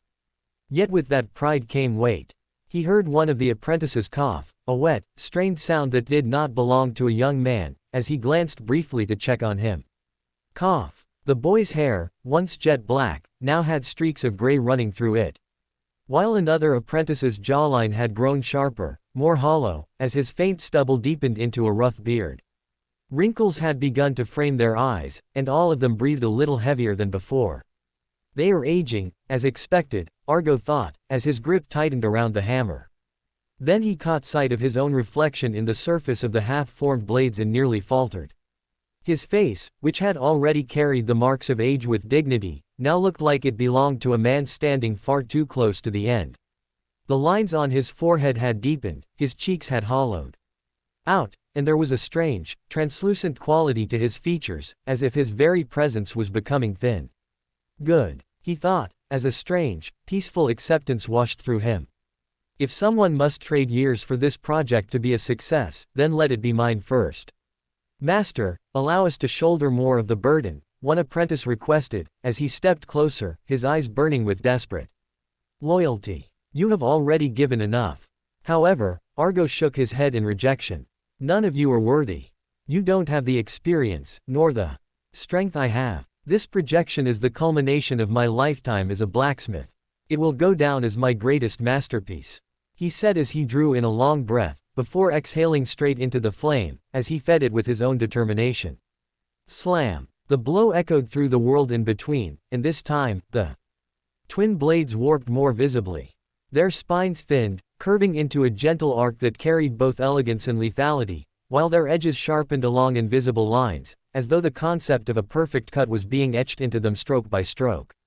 With each stage, Argo adjusted the angle of his strikes, sometimes forcing the weight toward the midsection as Soren had described, sometimes compressing the imaginary lattice of the origin metal so that the eventual edges would be thin enough to cut not just flesh but dimensions. His mind replayed every instruction Soren had given him.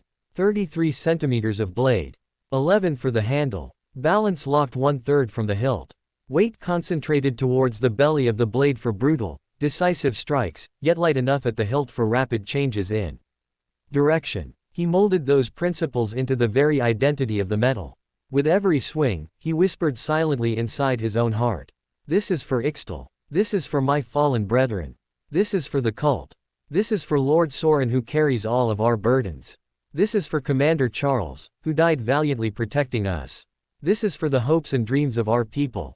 As the soul forge drank those feelings, pulling them into the origin metal, which no longer felt cold and indifferent, but began to thrum faintly with a presence of its own. Clang. Cracks crawled along Argo's arms, not physical fractures, but crooked lines of faint light beneath his skin, as if his soul was splintering at the seams in real time. His vision blurred at the edges.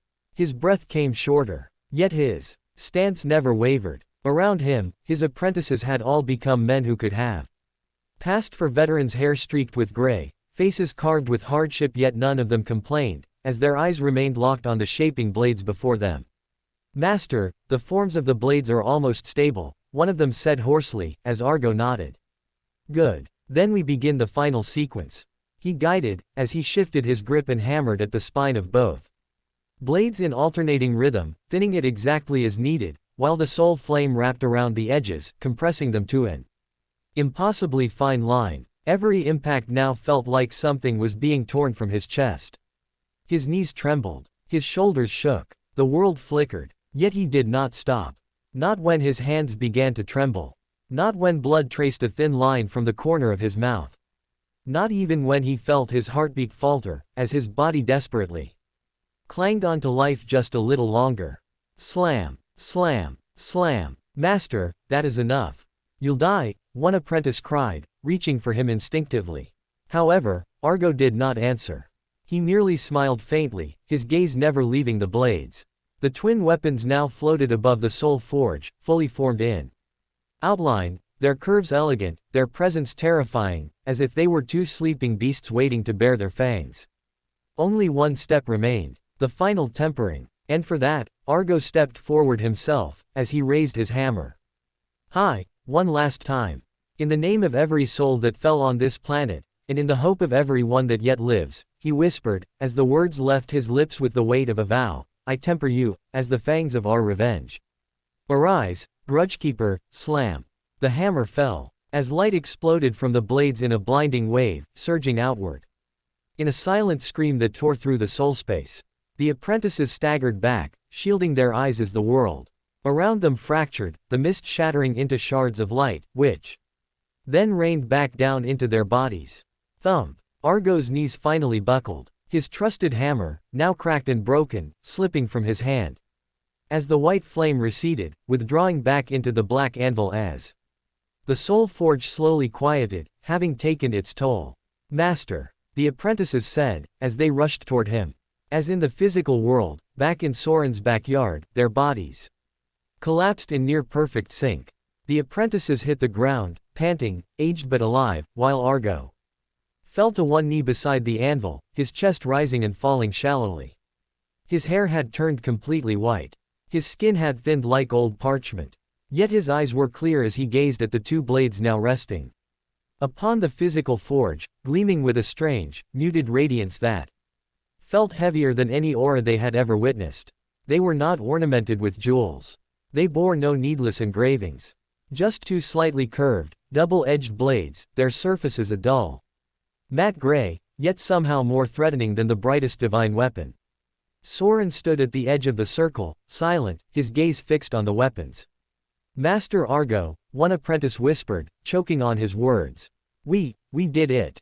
Argo exhaled a trembling breath, a faint smile touching his lips as he forced himself to look between Soren and the finished blades.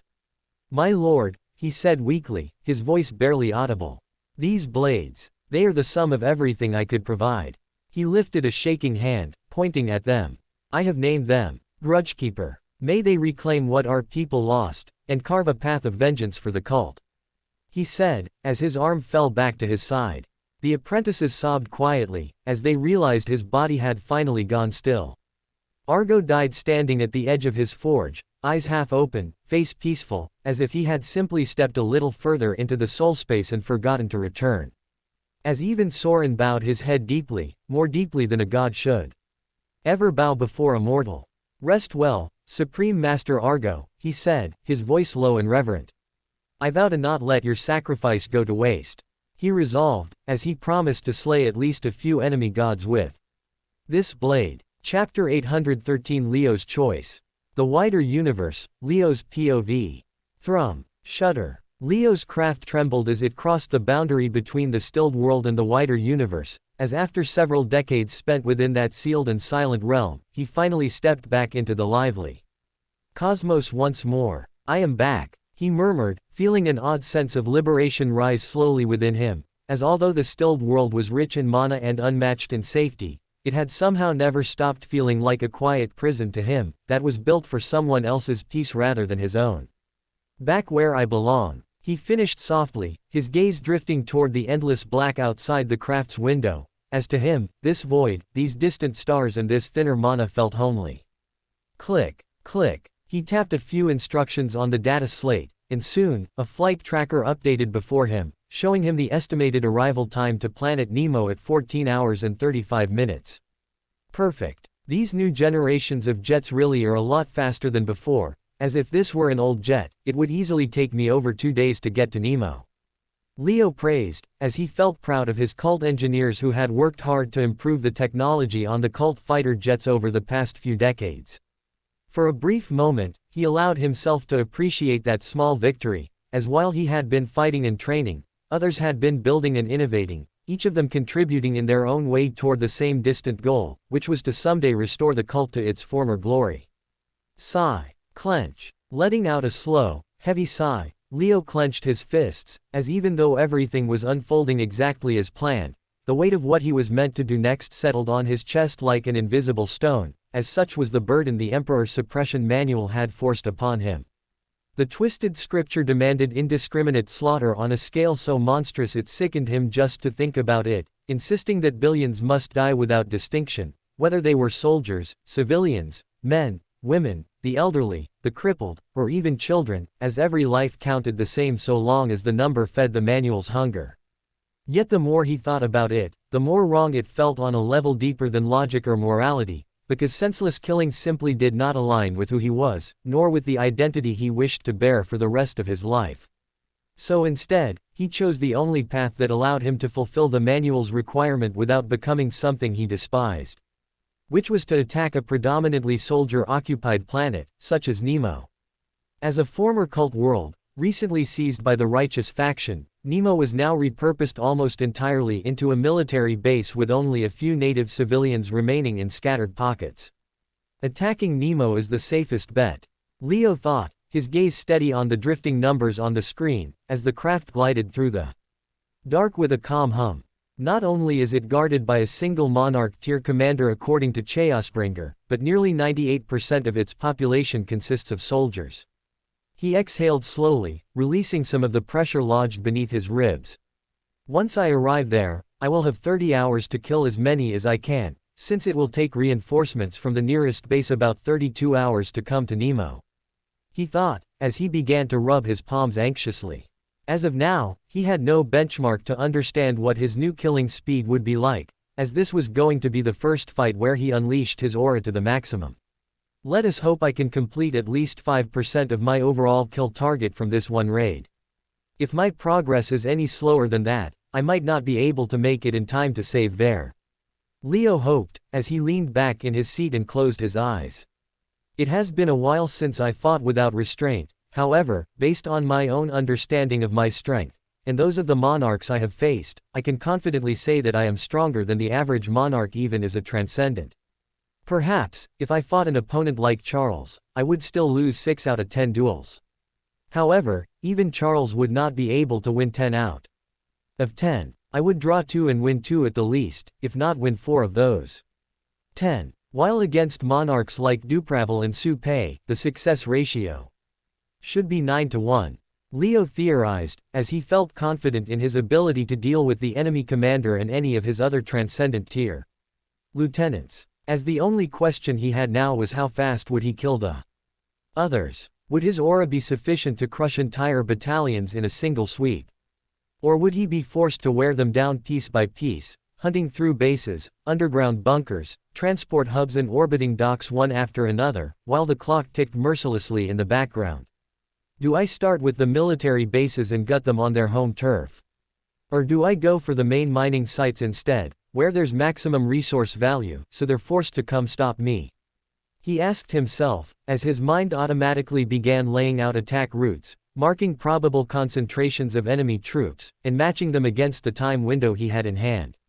If he chose to attack specific military bases, he would probably move slower in the beginning. However, if he attacked a main mining site, and made a lot of noise, there was a possibility where the enemy could flock to him instead, making his job just a tad bit easier. 30 hours is not a lot, but it is not too little either, provided I do not waste time chasing scattered squads. He concluded, as his thoughts circled back to the Emperor Suppression Manual itself, and how ruthlessly simple its requirements sounded when stripped of all context. In the end, the manual did not care whom he killed. It did not care whether his targets had names or families. It did not care whether they screamed, begged, repented or cursed him in their final moments. All it wanted was for him to kill everyone he came across. If that is all you care about, then I will give you your number in my own way. Leo decided silently, as he opened his eyes again, his gaze firm. I will slaughter soldiers. I will break armies. I will erase entire battalions from existence if I must. But I will not walk into a civilian colony and turn it into a graveyard. Just to satisfy a stupid requirement. He decided, as he absolutely refused to become the monster the manual wanted him to be. Chapter 814 Leo arrives. A righteous faction military base, Planet Nemo, a common captain's POV. Captain Varric trudged along the outer patrol route with a deep scowl plastered across his face, his boots scraping against the packed dirt as he completed another slow lap around the perimeter. Damn filthy cult insurgents, he growled as he kicked a loose pebble out of his path, while behind him, a young soldier hurried to keep pace, his movements stiff with nervous energy. Captain, if I may speak, the soldier interrupted carefully, as Varric shot him a cautionary glance before eventually allowing him to continue with a curt nod. It is just my observation, sir, but you and the other senior officers have not looked well these past 7 days. The soldier began, as Varric let out a deep, exhausted sigh at his words. Your under-eye bags are almost the size of your lips, sir, making it seem like you have not slept at all. And your behavior has also grown more strained, which is making those of us under your command feel concerned for your well-being. He said slowly, as though expecting to be scolded for even mentioning it. However, to his surprise, Varric did not dismiss his concern or bark at him to stay in line. Of course I cannot sleep. He snapped instead, frustration cutting into every word. Do you see that calm sky above our heads? He pointed upward at the gentle blue stretching across the horizon. Ever since that damned cult god Soren returned, every single officer on Nemo has been one breath away from collapsing. Whether my eyes are open or closed, all I can imagine is him descending upon this place and killing every last one of us. That is why I cannot sleep a wink. His expression twisted with genuine fear, something the young soldier had never witnessed on his captain's face before. And it is not just me, Varric continued, his voice lowering into a hoarse murmur. Lieutenants, Legion commanders, even the commander himself, none of them have slept properly for days. No one knows which planet Soren will strike next, and hence no one feels safe here. The soldier nodded timidly, shifting his weight. Captain, do you really think he might come here? He asked quietly, as Varric clenched his jaw tight. There is a non-zero chance that he does. And there is a 100% chance that we die if he truly comes here. He replied, as for a short while, the base around them both felt deceptively calm. Turret lights rotated in steady arcs. Training officers barked instructions at new recruits. Transport mechs rumbled in the distance as they carried crates into storage hangars. Yet beneath all that routine lay a suffocating dread. The kind of silent fear that wrapped itself around every soldier's chest without anyone openly acknowledging it, because not only Nemo, but every righteous faction planet across the universe felt that same gloomy weight pressing down on them. The psychological burden of whether or not Soren would strike their homeworld next. BW00000OP. BW00000OP. BW00000OP. Suddenly, the base-wide alarm exploded to life, shaking the air so violently that both men flinched. Red warning lights flashed across the entire compound, as barracks spat out panicked soldiers, while turrets snapped upward toward the sky in automated response. Attention all units. Unidentified craft entering upper atmosphere perimeter. Estimated descent vector, Sector 7. Repeat. Unidentified. Craft approaching at high velocity. The announcement blared from every speaker, as the young soldier froze with his jaw hanging open. Captain, unidentified craft, at this hour? He asked, voice trembling, as Varric felt ice crawl up his spine. On one hand, a craft arriving meant the enemy was not Soren, since Soren never traveled in vessels. However, it still did not feel like good news either, because the sudden approach of one unidentified jet often meant more could be following behind. The fuck you asking questions for? What do you think I am? Your pal. Go fucking report for emergency duty. And get your crewmates' asses to come with you. The fucking alarms are blaring, you incompetent cunt. Varric snapped, as the soldier jolted back to reality and started to run at once. Meanwhile, Leo. FWOOSH.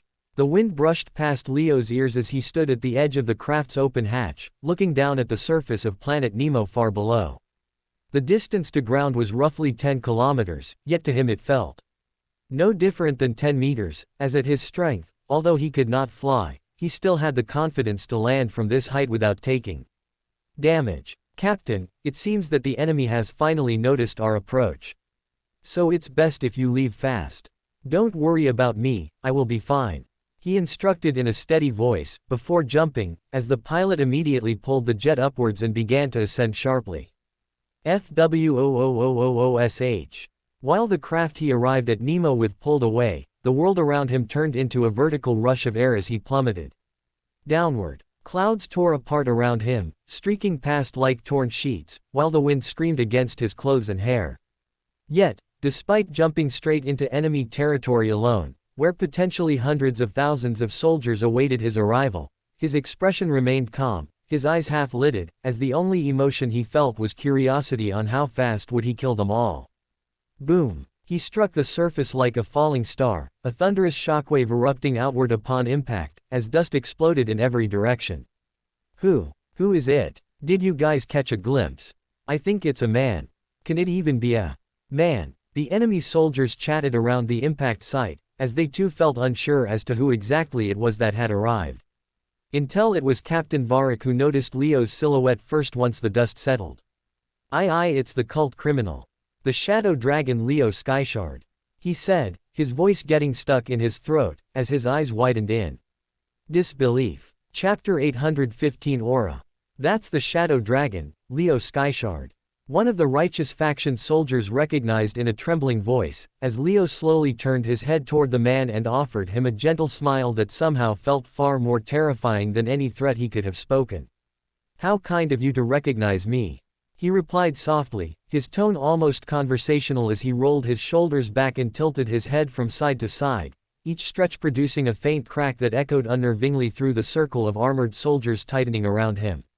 Gulp. Gasp. Unsheathing sounds. The soldiers gathering around gulped nervously as Leo reached behind his waist with an unhurried ease and pulled out his twin daggers from their sheath, his motion comically casual as if he were warming up for something far beneath his actual capability.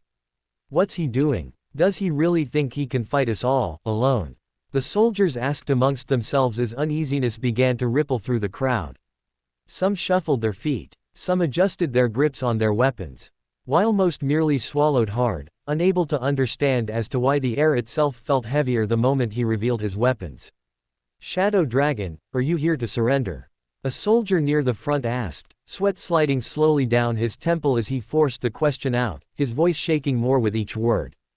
However, Leo merely raised an eyebrow at the question, as he looked towards the man with mild amusement, as though the notion of surrender itself was funny to him. Do I look like I am here to surrender? He replied with an easy shrug, the corners of his mouth lifting ever so slightly as several soldiers took a cautious step back without fully realizing they had done so. By now the numbers around him had grown significantly, as hundreds turned to thousands, causing the circle around him to shrink in size noticeably. Is he serious? Is he really planning to attack an entire military base alone? I thought he was a grandmaster, how is he standing there like nothing matters? How has he not lost his mind after staying in a stilled world for years? I thought the tainted mana there turned everyone insane. Stay sharp. There is no way he came alone. The cult always sends more behind the first arrival. Murmurs spread rapidly through the crowd, each voice feeding the nervous tension that trickled through the ranks, as Leo simply stood in the center of them all with his blades lowered at his sides, his aura held completely in check as he waited patiently for more and more soldiers to gather in front of him before he began. Come on faster, don't make me wait too much, he thought, as he could sense them gathering around him like insects drawn to a flame, their energies faint in comparison to his own, yet numerous enough to make the air feel crowded. Move. Let us through. The higher-ranking officers commanded, as they slowly pushed their way to the front, their presence more calm and powerful compared to the weaklings, as slowly but surely, they took charge of the whole situation. Be alert, men. He may be alone, but his aura is powerful. A sharp voice cut through the noise, as a transcendent tier lieutenant pushed his way to the front lines, his own aura flaring faintly as he tried to steady the morale of the soldiers. I am a transcendent, and even I can feel it from here, the man continued, sweat purling along his temple despite his efforts to appear confident. Which means he is very strong. This fight will not be easy, but if we hold our formation and buy time, we can stall him until the commander arrives. The lieutenant declared, as Leo flicked his gaze toward the man, his interest sharpening slightly. You already informed your commander that I am here? He asked casually, twirling one of his daggers around his finger, as if they were discussing a mundane schedule rather than the imminent start of a massacre. Indeed, the lieutenant replied, forcing his voice to stay steady. The commander will be here in roughly 7 minutes. So this is your last chance to surrender peacefully and accept judgment under the righteous faction laws. He threatened, as for a moment, Leo simply looked around, taking in the sea of anxious faces, the drawn weapons, the uncertainty flashing behind hardened expressions, as a faint chuckle escaped his lips despite the heaviness of his situation. 7 minutes, is it? He murmured, his eyes half-lidded as he took a breath and rolled his wrists gently. I suppose I can spare 7. He said coolly, as the lieutenant frowned, clearly not understanding the meaning behind his words. Spare 7? What are you talking ab? He began, however, was interrupted, as Leo finally stopped holding back, and let his aura unfold for real. FWOOM. Leo's aura erupted outward in a violent wave, invisible yet crushing. As it slammed into the gathered soldiers like a tidal surge of pure pressure that caused the atmosphere around them to thicken so drastically that even breathing suddenly felt like a laborious task. Choke. Kneel. Master tier soldiers were the first to buckle. One by one, they dropped to their knees with strangled gasps, weapons clattering against the ground as their arms refused to obey them, their foreheads pressing toward the dirt as if the gravity around Leo had increased tenfold. The stronger ones tried to grit their teeth and endure, veins bulging along their necks as they fought to stay upright, yet their vision blurred and their thoughts scattered, as fear turned into something closer to primal terror. The Grand Masters fared slightly better, though not by much. Several staggered backwards, boots dragging grooves in the ground as they struggled to remain on their feet, their own auras instinctively flaring in an attempt to resist the suffocating pressure, yet all it did was slow their decline rather than stop it completely. What in the blue hell? What is this pressure? The lieutenant choked out, his previous confidence evaporating as sweat streamed down his face, his lungs burning with each breath, as if the air had turned into molten iron. You think this is good? Leo asked casually, pointing one of his daggers towards the man, as his eyes narrowed with quiet disdain.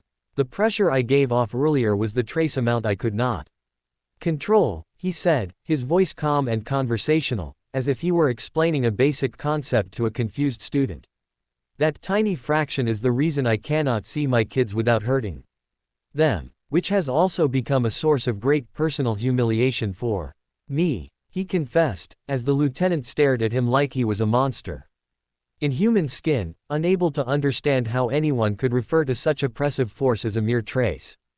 However, Leo continued, his tone shifting ever so slightly as a sharp glint appeared in his eyes. The pressure you are feeling now is about 60% of what I am capable of. And I am proud of it. Leo explained, as a terrifying chill ran straight down the lieutenant's spine. 60%. He managed to croak out, as the muscles in his legs trembled. Involuntarily. Leo's smile widened, though there was no warmth in it, only a predatory amusement. Yes, 60%, he confirmed, tilting his head slightly. Because my 100% feels like this. FWOOM. He declared, as his aura surged yet again, causing the already heavy air to turn absolutely suffocating, as if a giant invisible hand had descended over the entire area and pressed down with ruthless, unrelenting force. Choke. Thud. Croak. At this point, Master Tier warriors who had somehow remained conscious under 60% dropped bonelessly to the ground, eyes rolling back as they collapsed into unconsciousness, their bodies sprawled in limp piles around the crater. The weaker Grand Masters followed soon after, their knees smashing into the dirt as they clutched their chests, minds going blank as their wills crumbled under the overwhelming pressure.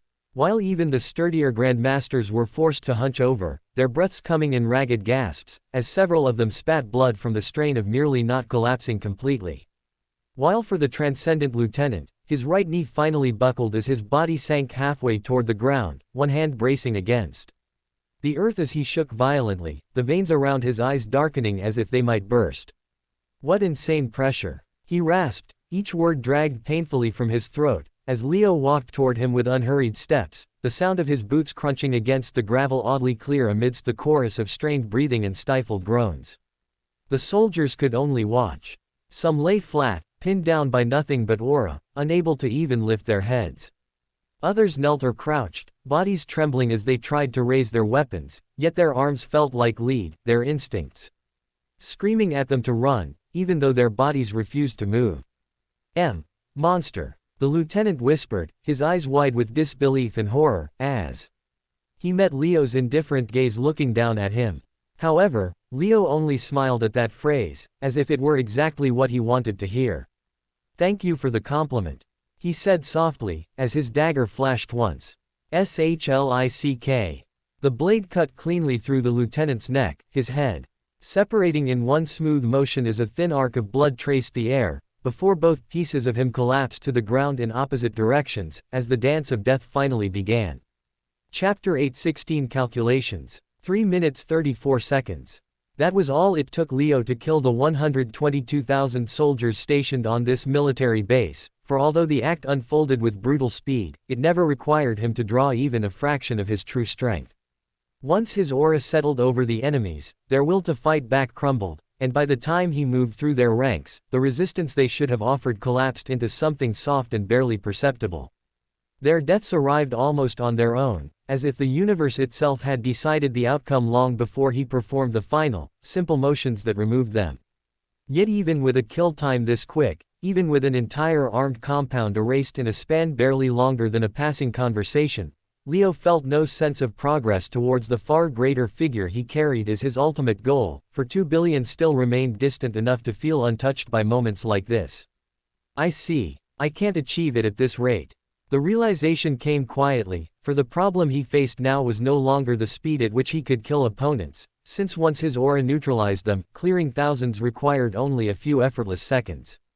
But rather the problem now arose from how to locate them together, since his concern shifted away from enemy strength and now circled towards the more troublesome question of how tightly were the enemies gathered in one place. It does not matter if I face 100,000 enemies or 10 million. Regardless of the number, the outcome stays the same as long as they are all transcendents and below. The challenge is finding them clustered as one. For unless I strike a major urban city, where millions of civilians remain packed together, I gain no real progress, as killing at this meager speed will mean I will miss my window to save there.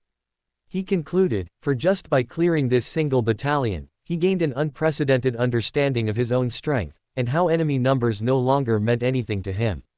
Yet in the same breath, he also gained a cleaner, sharper understanding of the limitations that still blocked his path ahead, as he quickly came up with a method to work around them. Well, if that's how it is, then I guess I can't kill the commander just yet. Leo muttered, as he patiently folded his arms behind his back and looked towards the sky, as he waited for the enemy commander to show up. Meanwhile, Commander Yuzu sped towards the Sector 11 military base as if there was no tomorrow, his internal thoughts giddy and optimistic as he thought about all the heroic praise and fame he could receive if he captured or neutralized the evil cult's infamous Shadow Dragon. If I manage to capture him alive, I'll become a universal hero. My name will be said in the same breath as Commander Raymond, and I will be forever remembered as a legend. He thought, as a wide grin formed on his face as he flew towards his destination. I don't know what his play is to come here alone. However, surely, I can't let him leave now that he's here. If he's come here alone, he must have some escape devices on his body. However, I need to ensure that he can't use them. He thought, as he rubbed his palms in anticipation. Stay right where you are, Skyshard. I'm almost there, he said, as he cut through the air toward the Sector 11 military base, his body gliding forward with effortless speed, as he excitedly grabbed the hilt of the sword attached to his hip. The wind wrapped around him as he moved, carrying with it the familiar hum of energy that followed a monarch in motion. However, no matter how close he got, no sounds of explosions or metal colliding entered his ears, which felt weird to him as a veteran. No fighting sounds. Has Skyshard been neutralized already? He wondered, as it was not until he came within a kilometer of the base that the truth revealed itself before his eyes. Huh. The sound slipped out of him, soft and uncertain, as he blinked and rubbed his eyes with the back of his hand. For a moment he wondered if heat shimmer, dust, or pure disbelief warped what he was seeing. Yet no matter how long he stared, nothing shifted, as only then did the truth finally sink into him. What the fuck? He muttered, as his mind at last accepted the overwhelming devastation that lay spread across the earth. The entire landscape around the base was hollowed into a massive crater, its edges torn open by a force far beyond anything he expected. And across that crater, scattered in every direction, lay the unmoving bodies of the garrisoned soldiers, tens of thousands of them sprawled across the ruined terrain as if struck down in the same frozen instant. 122,000. The full station force, all of them gone, and at the center of that crater, quiet and sharply defined against the desolation, stood one man. Leo. He stood still, almost relaxed, his posture composed in a way that felt completely out of place within the surrounding ruin. His head tilted upward slightly, his gaze finding Yuzu the moment he hovered into view, as if Leo sensed him the instant he crossed the horizon. Yuzu felt his stomach twist, a slow, rolling shock spreading through him as he tried to take in the impossible scale of what he was witnessing. No way he killed all of them in the time it took me to get here. The thought echoed inside him, refusing to form cleanly, refusing to align with anything logical. Between the communicator call and his arrival, only 7 minutes had passed. Barely enough time for him to respond, let alone for an entire battalion to vanish from existence. Yet, here it was. The silence, the crater, the stillness of 122,000 fallen soldiers. And Leo, standing alone at the center, as though this level of devastation were nothing more than a brief pause in his path. Chapter 817 Leo vs. Yuzu. Yuzu stared at the devastation all around Leo, his heart pounding heavily in his chest as he hovered in the air about a kilometer away, taking in the sight of thousands of his men lying motionless around the crater, their bodies scattered like discarded dolls while only one figure remained standing. Did you do this to my men? Yuzu said, pointing a shaking finger toward Leo as his face contorted with rage and disbelief. Seriously? That is what you ask me? Leo said, raising an amused eyebrow as though the question itself was an insult to his common sense. He turned his head slowly, as he lazily swept his dagger toward the field of corpses around him and displayed to Yuzu the bodies twisted at odd angles, the weapons fallen from limp fingers, and the headless corpses lying around. Hello. Do you see anyone else left alive to have done this, you brain-dead moron? He mocked, his tone light and insulting, as the words echoed upward through the open sky toward Yuzu's ears. I will make you pay for this insult with your life. Yuzu said, his voice cracking as fury began to drown out his fear. How dare you insolent cult rat insult the great Yuzu? Yuzu raged, as his aura surged outward in a violent pulse, the air around him warping slightly as mana gathered thickly around his body. Run if you can, he warned, as he channeled all that dense mana into a blade and unleashed a powerful sword strike. Cleaver cut, he declared, as the blade light tore across the distance between them. In an instant, cutting through the air with a screech that rattled distant structures. Screech, rattle, rattle. The very ground under Leo's feet began to tremble. However, instead of looking afraid, Leo fearlessly smiled, as though this was exactly what he had been hoping for. Too slow, Leo said quietly, his eyes narrowing with calm detachment, as he shifted his weight forward. Step. His heel lifted off the ground in an almost lazy step, yet the moment his foot came down again, his figure blurred out of existence, leaving the cleaver cut to crash into the crater where he had been a moment ago, as it obliterated the already lifeless bodies and carved a deep scar into the earth. Boom. Crash. Yuzu's eyes widened sharply, as his attack hit nothing but empty space. What? Where did he go? Yuzu said, as his neck snapped left and right in bewilderment.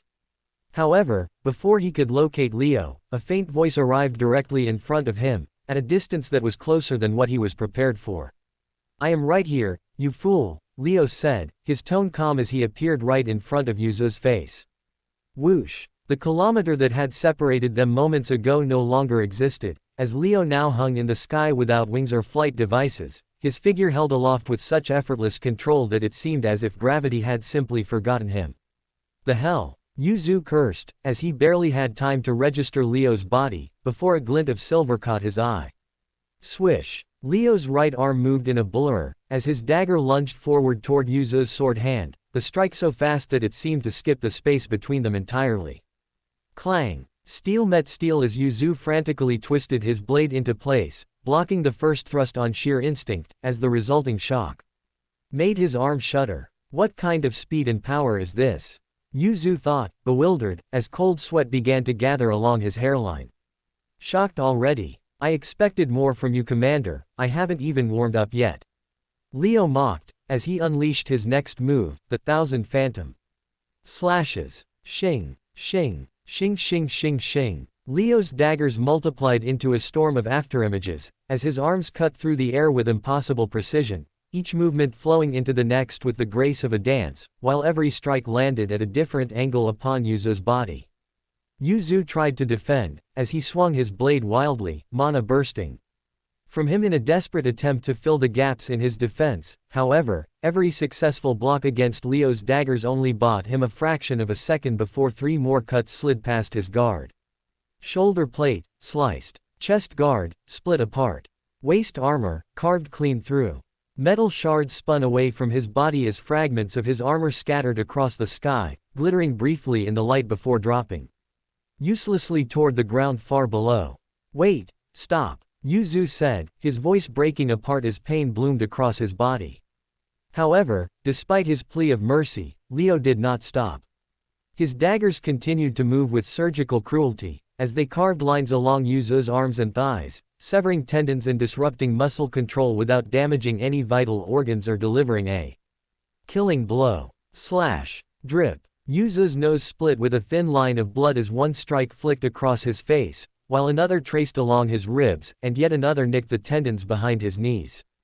Piece by piece, his armor fell away as if he were being peeled open. As in a matter of seconds, the once proud commander of the righteous faction garrison on Nemo found himself stripped bare in midair, his once imposing figure now exposed and pathetic, his body a map of thin bleeding cuts that stung with every movement.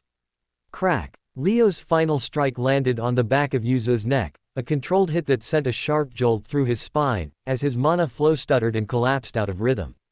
What is happening to me? Yu Zhu said, his eyes widening with mounting horror, as his fingers twitched uselessly, refusing to tighten around his sword. Still. Fall. Suddenly, his legs stopped responding.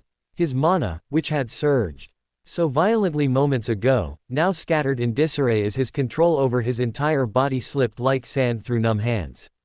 As in the very next instant, the sky around him tipped sideways in his vision, as his body began to enter a state of free fall. No. No no no. Yu Zhu thought, panic swelling inside his chest as the clouds above shrank rapidly from his view. Whoosh! Wind roared past his ears as he plummeted toward the ground, his sword slipping free from his weakened grip, as it spun away uselessly. His tear, he is a transcendent for sure, so how is he so fast? Yu Zhu thought, as the question echoed pointlessly in his mind.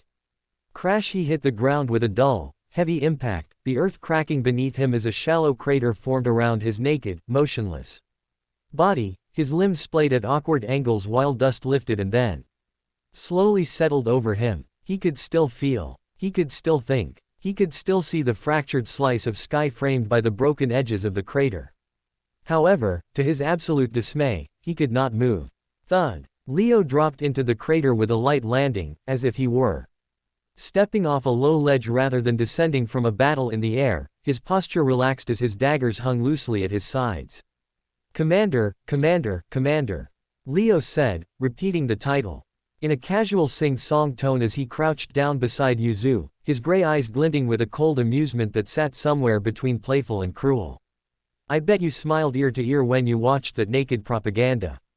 Recording your righteous faction broadcast about our cult's pride, Aegon Ver, Leo said, keeping his voice soft and almost intimate, as if sharing a secret between old friends. Yu Zhu's eyes widened further, as shaky memories of briefing halls and mocking laughter surfaced in his mind, the shouts of his comrades as they jeered at Ver's humiliation now feeling like a noose tightening around his own throat. So now, Leo said, lifting one dagger and resting its flat side lightly against Yuzu's cheek, as though testing the feel of the blade against skin.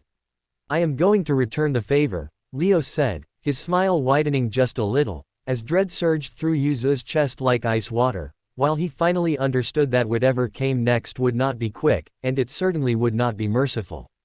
Pray for your sake that your underlings love you enough to risk their lives to come save you. Because if they don't, Commander Yuzu, I'm going to make you the joke of the universe, Leo threatened, as he grabbed the commander by his foot, and began dragging him away. Chapter 818 The Revenge. Sector 11 Military Base, Planet Nemo, Leo's POV. Whip, whip, whip. Constant whipping sounds filled the air as Leo mercilessly struck a tied-up Yuzu with a leather whip, each blow landing with a sharp crack that bounced harshly against the metal walls of the dim holding room. Yuzu was bound securely to a reinforced chair in the center of the chamber, his wrists lashed to the armrests, ankles strapped to the legs, his body already marked with angry welts and shallow cuts that throbbed with every breath he took. His hair clung to his forehead in sweaty strands, his chest heaved rapidly, and his voice broke in hoarse cries as the next line of lashes burned across his already tender skin. Stop, you bastard, it hurts. Yuzu said, his words spilling out between sharp, ragged whimpers, as he flinched helplessly against restraints that did not even creak. Leo watched him quietly for a moment, his gray eyes calm and observant, as he traced the whip along Yuzu's trembling thigh, not striking yet, simply letting the other man feel the cold promise of pain that was yet to come. The cult remembers, Leo said, his voice low and steady as he gently tapped the whip against Yuzu's leg, keeping the rhythm slow on purpose. Every humiliation you inflict on us, every insult you broadcast, every life you trample under your false sense of righteousness, we remember all of it, Leo said, as his lips curled into a faint smile that never reached his eyes. Whip. The next strike landed in a place that made Yuzu's entire body jerk violently, a strangled scream ripping out of his throat as his head snapped backwards from pain. Urgh, not my balls. Yuzu said, his voice pitching high with panic and shame, as his eyes watered uncontrollably, his breath turning into broken gasps. Leo lifted the whip again, this time letting it rest across Yuzu's lap with deliberate cruelty, as he leaned in close enough for the commander to see the faint amusement in his eyes. Tell me, Commander, you enjoyed watching Ver being humiliated, did you not? Leo said, his tone conversational, almost gentle. You must have laughed with your comrades and underlings when they replayed those scenes in your briefing halls. You must have pointed at the screen and chuckled. So now, I'm making similar content, but this time, it will be us that enjoy it. Leo said, as Yuzu swallowed hard, his expression twisting between fear and remembered arrogance. Whip, whip. 2 more sharp blows landed in quick succession, one across his torso, another across his rear crack, each one drawing a different pitch of cry from Yuzu's throat, as the commander squeezed his eyes shut, his pride and composure crumbling with every passing second. The cult remembers, Leo said again, his voice firm now, each syllable carrying a cold promise. We do not forget, we do not forgive, we return what you give us. Tenfold, Leo said, as he snapped the whip once more. Not striking this time, just letting the air crack so close to Yuzu's skin that he flinched like he had been hit. Waypack. Near the corner of the room, hovering silently at eye level, was a recording device that captured everything.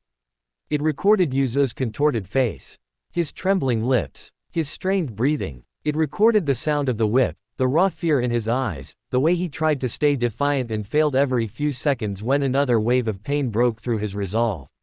Please, stop, men, please come save me, Yuzu said, his voice cracking as he tried to speak toward the camera, even though no one was yet on the other end of the transmission. Do you hear him? Leo said, glancing briefly toward the hovering recorder with a faint smirk. This is the mighty commander of Planet Nemo. The pillar of this planet's strength, Leo said, as he gently tapped Yuzu's chin with the handle of the whip, forcing him to look into the lens. Open your eyes, Commander. The universe will not spit on you if they cannot see your face, Leo said, as Yuzu shuddered and reluctantly forced his swollen eyes open, tears clinging to his lashes. Good, Leo said, his tone softening slightly, not with mercy but with satisfaction.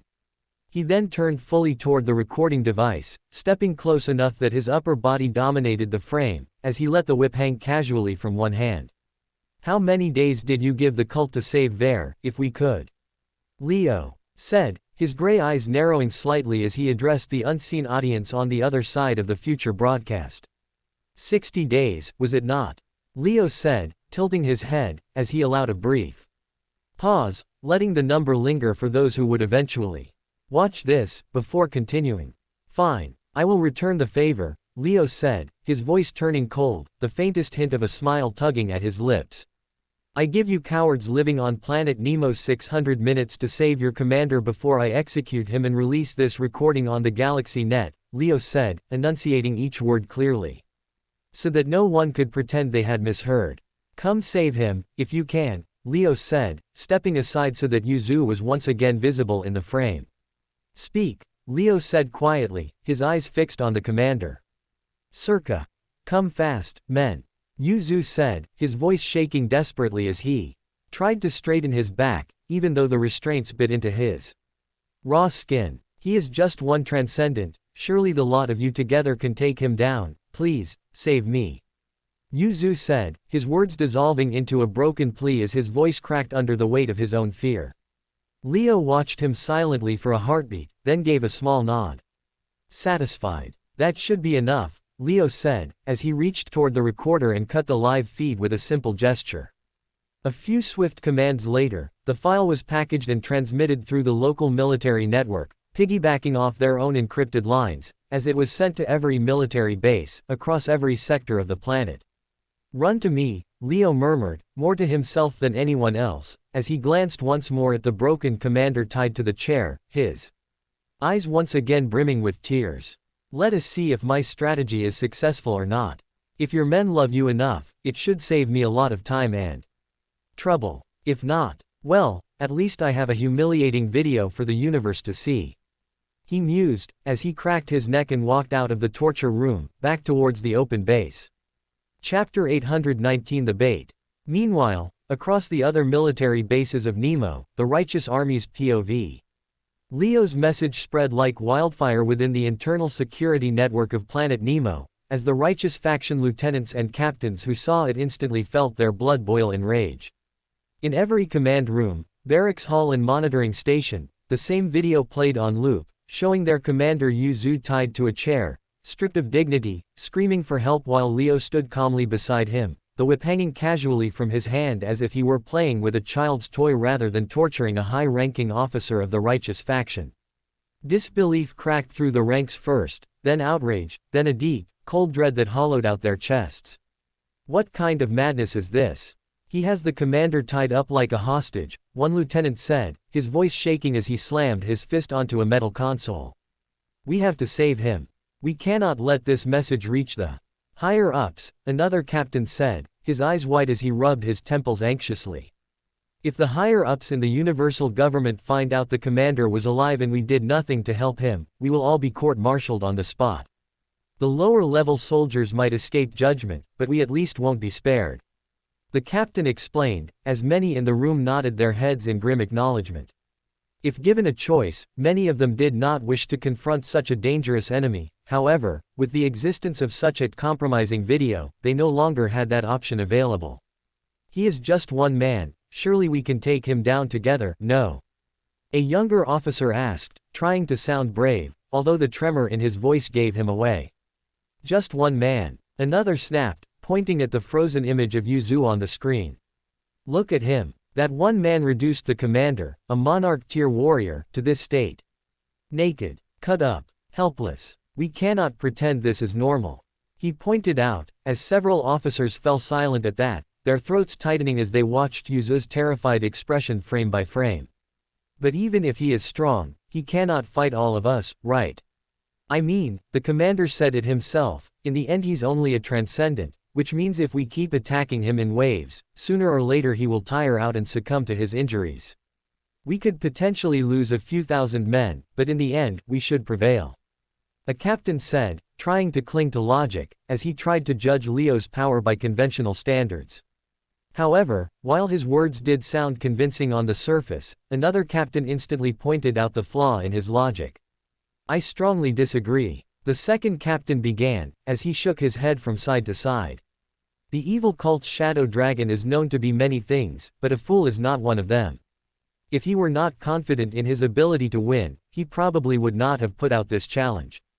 The captain muttered, as he rubbed his jaw with shaky fingers. "Men like him do not bluff. If he believes he can kill us all, then he truly thinks he can kill us all," he concluded, as his words brought with them a new gloom across the room. "But that is madness," a senior lieutenant argued, pacing back and forth. "Even a monarch cannot conquer a planet without an army. Eventually he will tire. Eventually his mana reserves will drop.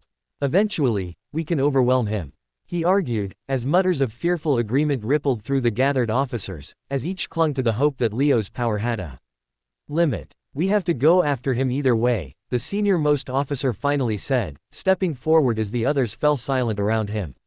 "We cannot abandon a commander. And we cannot let that recording reach the upper management," he said, as he reminded everyone that they did not have a choice in this matter anymore.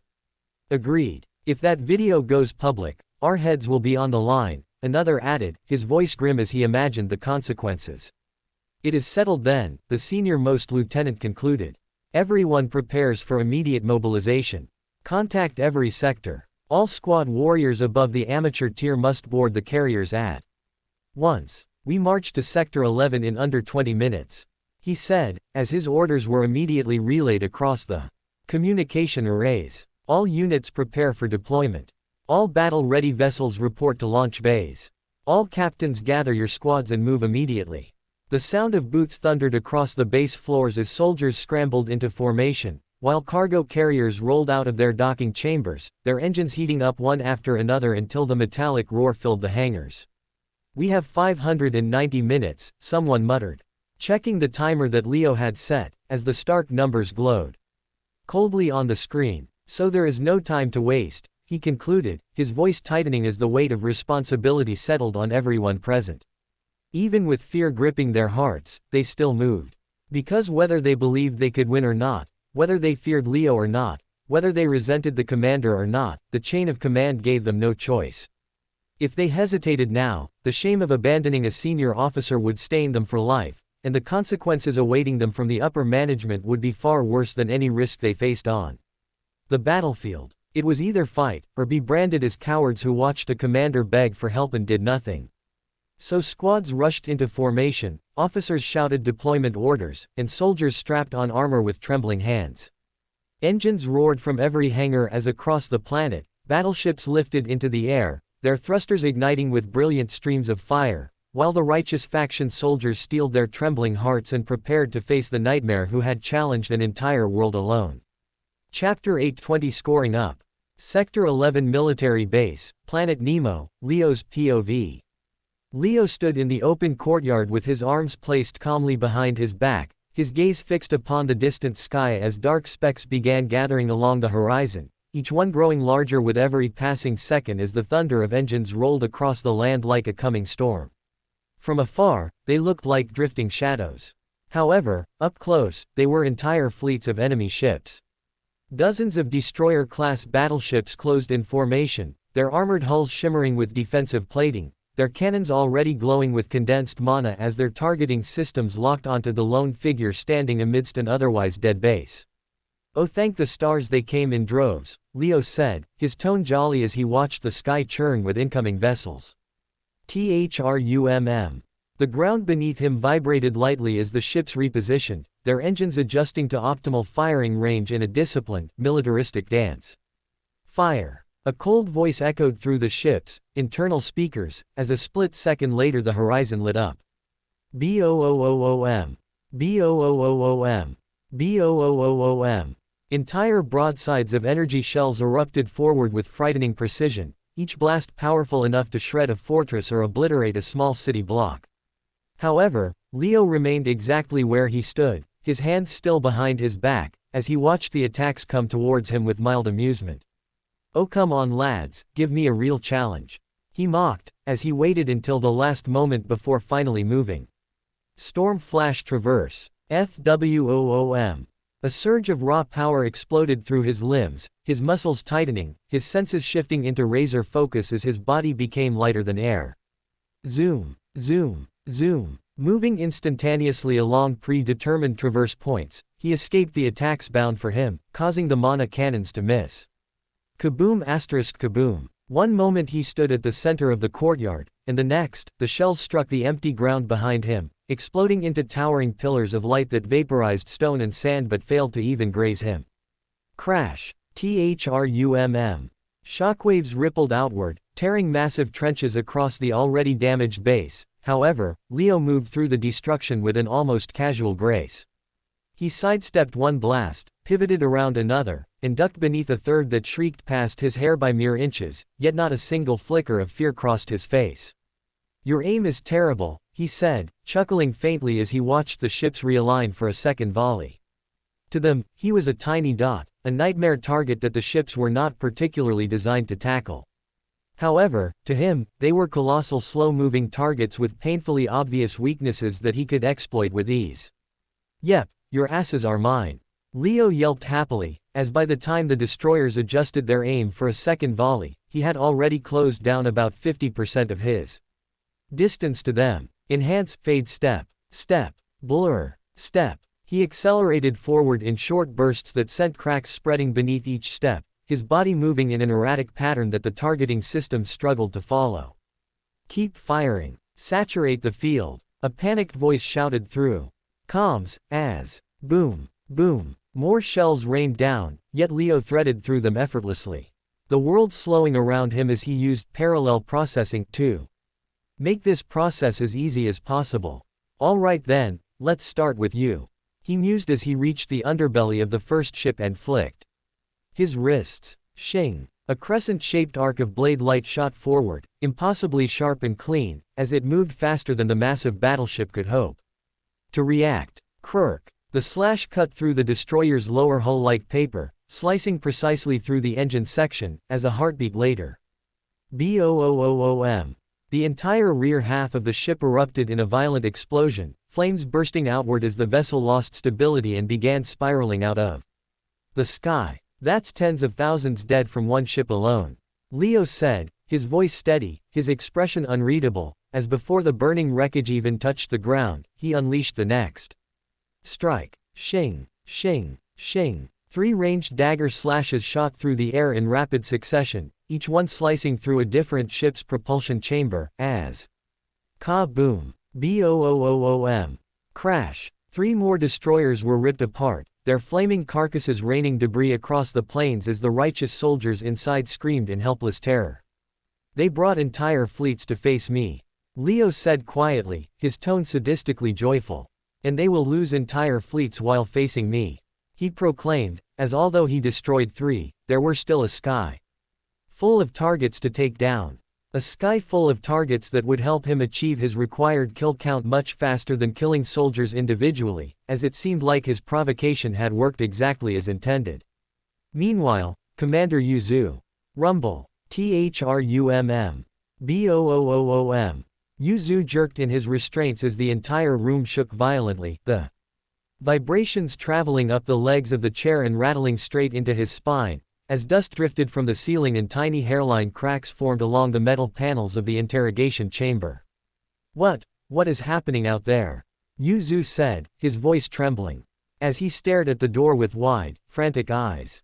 Boom. Another explosion shook the entire structure, louder than the last, as the floor quivered beneath his bare feet, while faint alarms wailed. Somewhere deeper in the base. Are they fighting him already?" he whispered, his voice breaking as fear and hope tangled painfully inside his chest. For a fleeting second, hope sparked within him, as he imagined destroyer-class ships blasting Leo to ashes, imagined battalions swarming him, imagined someone slicing open his throat and dragging his corpse back in triumph. Yes, take him down, kill him, kill that monster," Yuzu said, his breathing quickening as he clung desperately to the fantasy. However, much to his dismay, the explosions did not stop, instead they only grew louder and heavier. Boom. Asterisk boom. Asterisk boom. No, this is too long. Yu said, his voice shrinking as the longer the fight lasted, the faster the hope within him crumbled. If he were dying, it would not last this long, he whispered, dread sinking like ice water through his veins. Boom. The ceiling lights flickered. Crash. Something massive exploded outside. As Yuzu's breath hitched, his heartbeat pounding against his ribs as a horrifying truth crept into his mind. They are losing, he said, the words barely leaving his lips. He is killing them, he is killing all of them. Yuzu murmured, his eyes filling with tears as the shaking grew so intense he feared the entire room might collapse. But if they can't stop him, what happens to me? He whispered, as a cold, suffocating dread swallowed him whole. A dread that made him wish he were dead, while still being alive. For more thrilling fanfiction stories like this, check out my channel Fanfic Audiobook. Dive into epic adventures, mysterious realms, and legendary journeys brought to life through immersive storytelling. Don't forget to like, share, and subscribe for more amazing audiobooks.